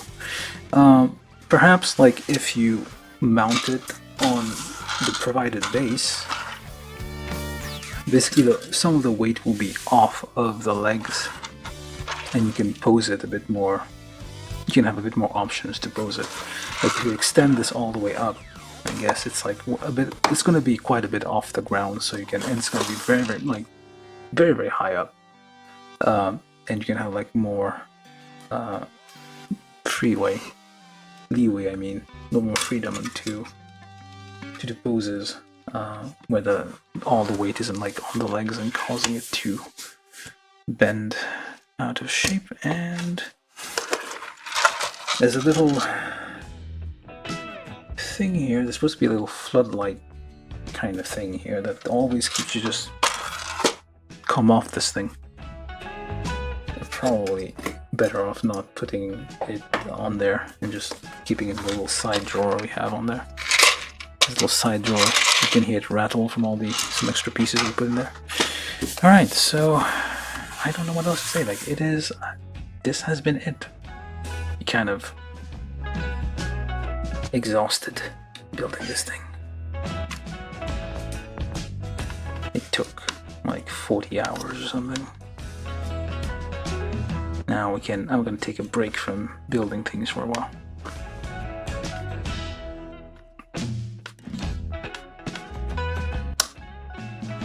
And yeah, I'm gonna take a break from building things. Okay, it's leaned forward a bit. Maybe need to lean back a little bit.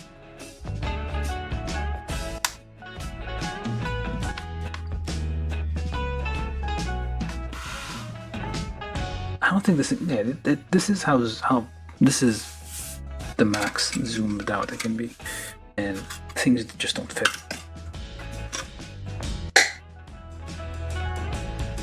All right, let's put all the other stuff out of the way.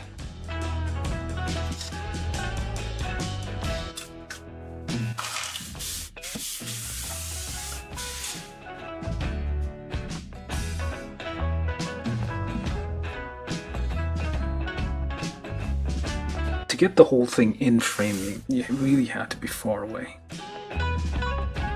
which is ridiculous, I tell you.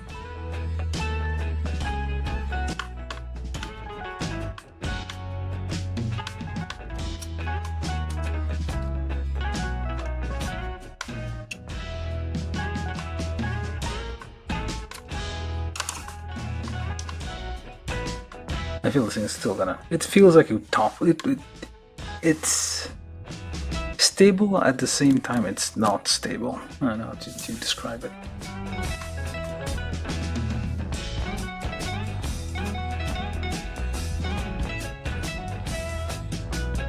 We can turn on the. Whatever. I'll just not turn it on. Let me just this.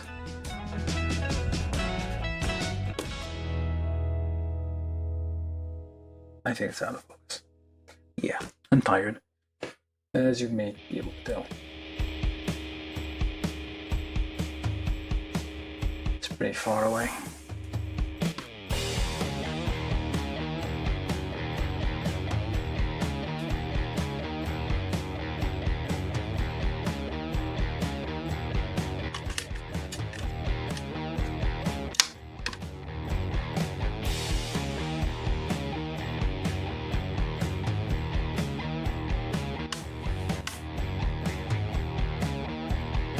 Alright, so I'm gonna leave it at that.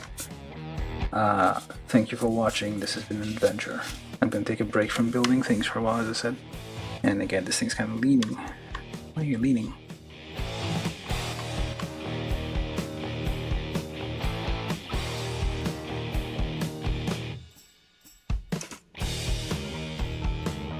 This thing takes up a lot. Like, you need a whole, like... Well, you could put a bunch of stuff underneath it, I guess, if you're lacking space. But definitely, if you get a chance to get this thing, get it.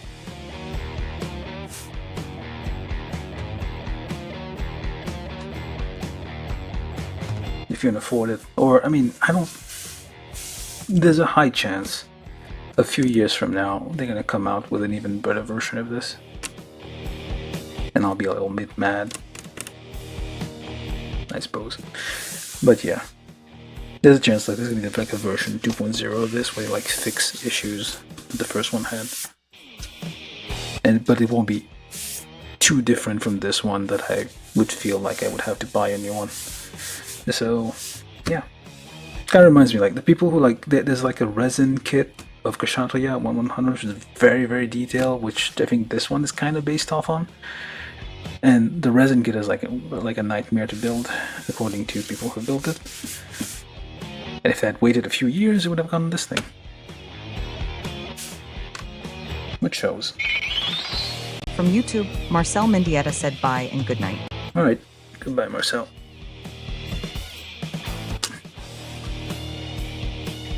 I'm just gonna be here for a second. Okay, well, I don't know. That's enough, I guess. Okay, I'm gonna try to 1, 2, 1, 2.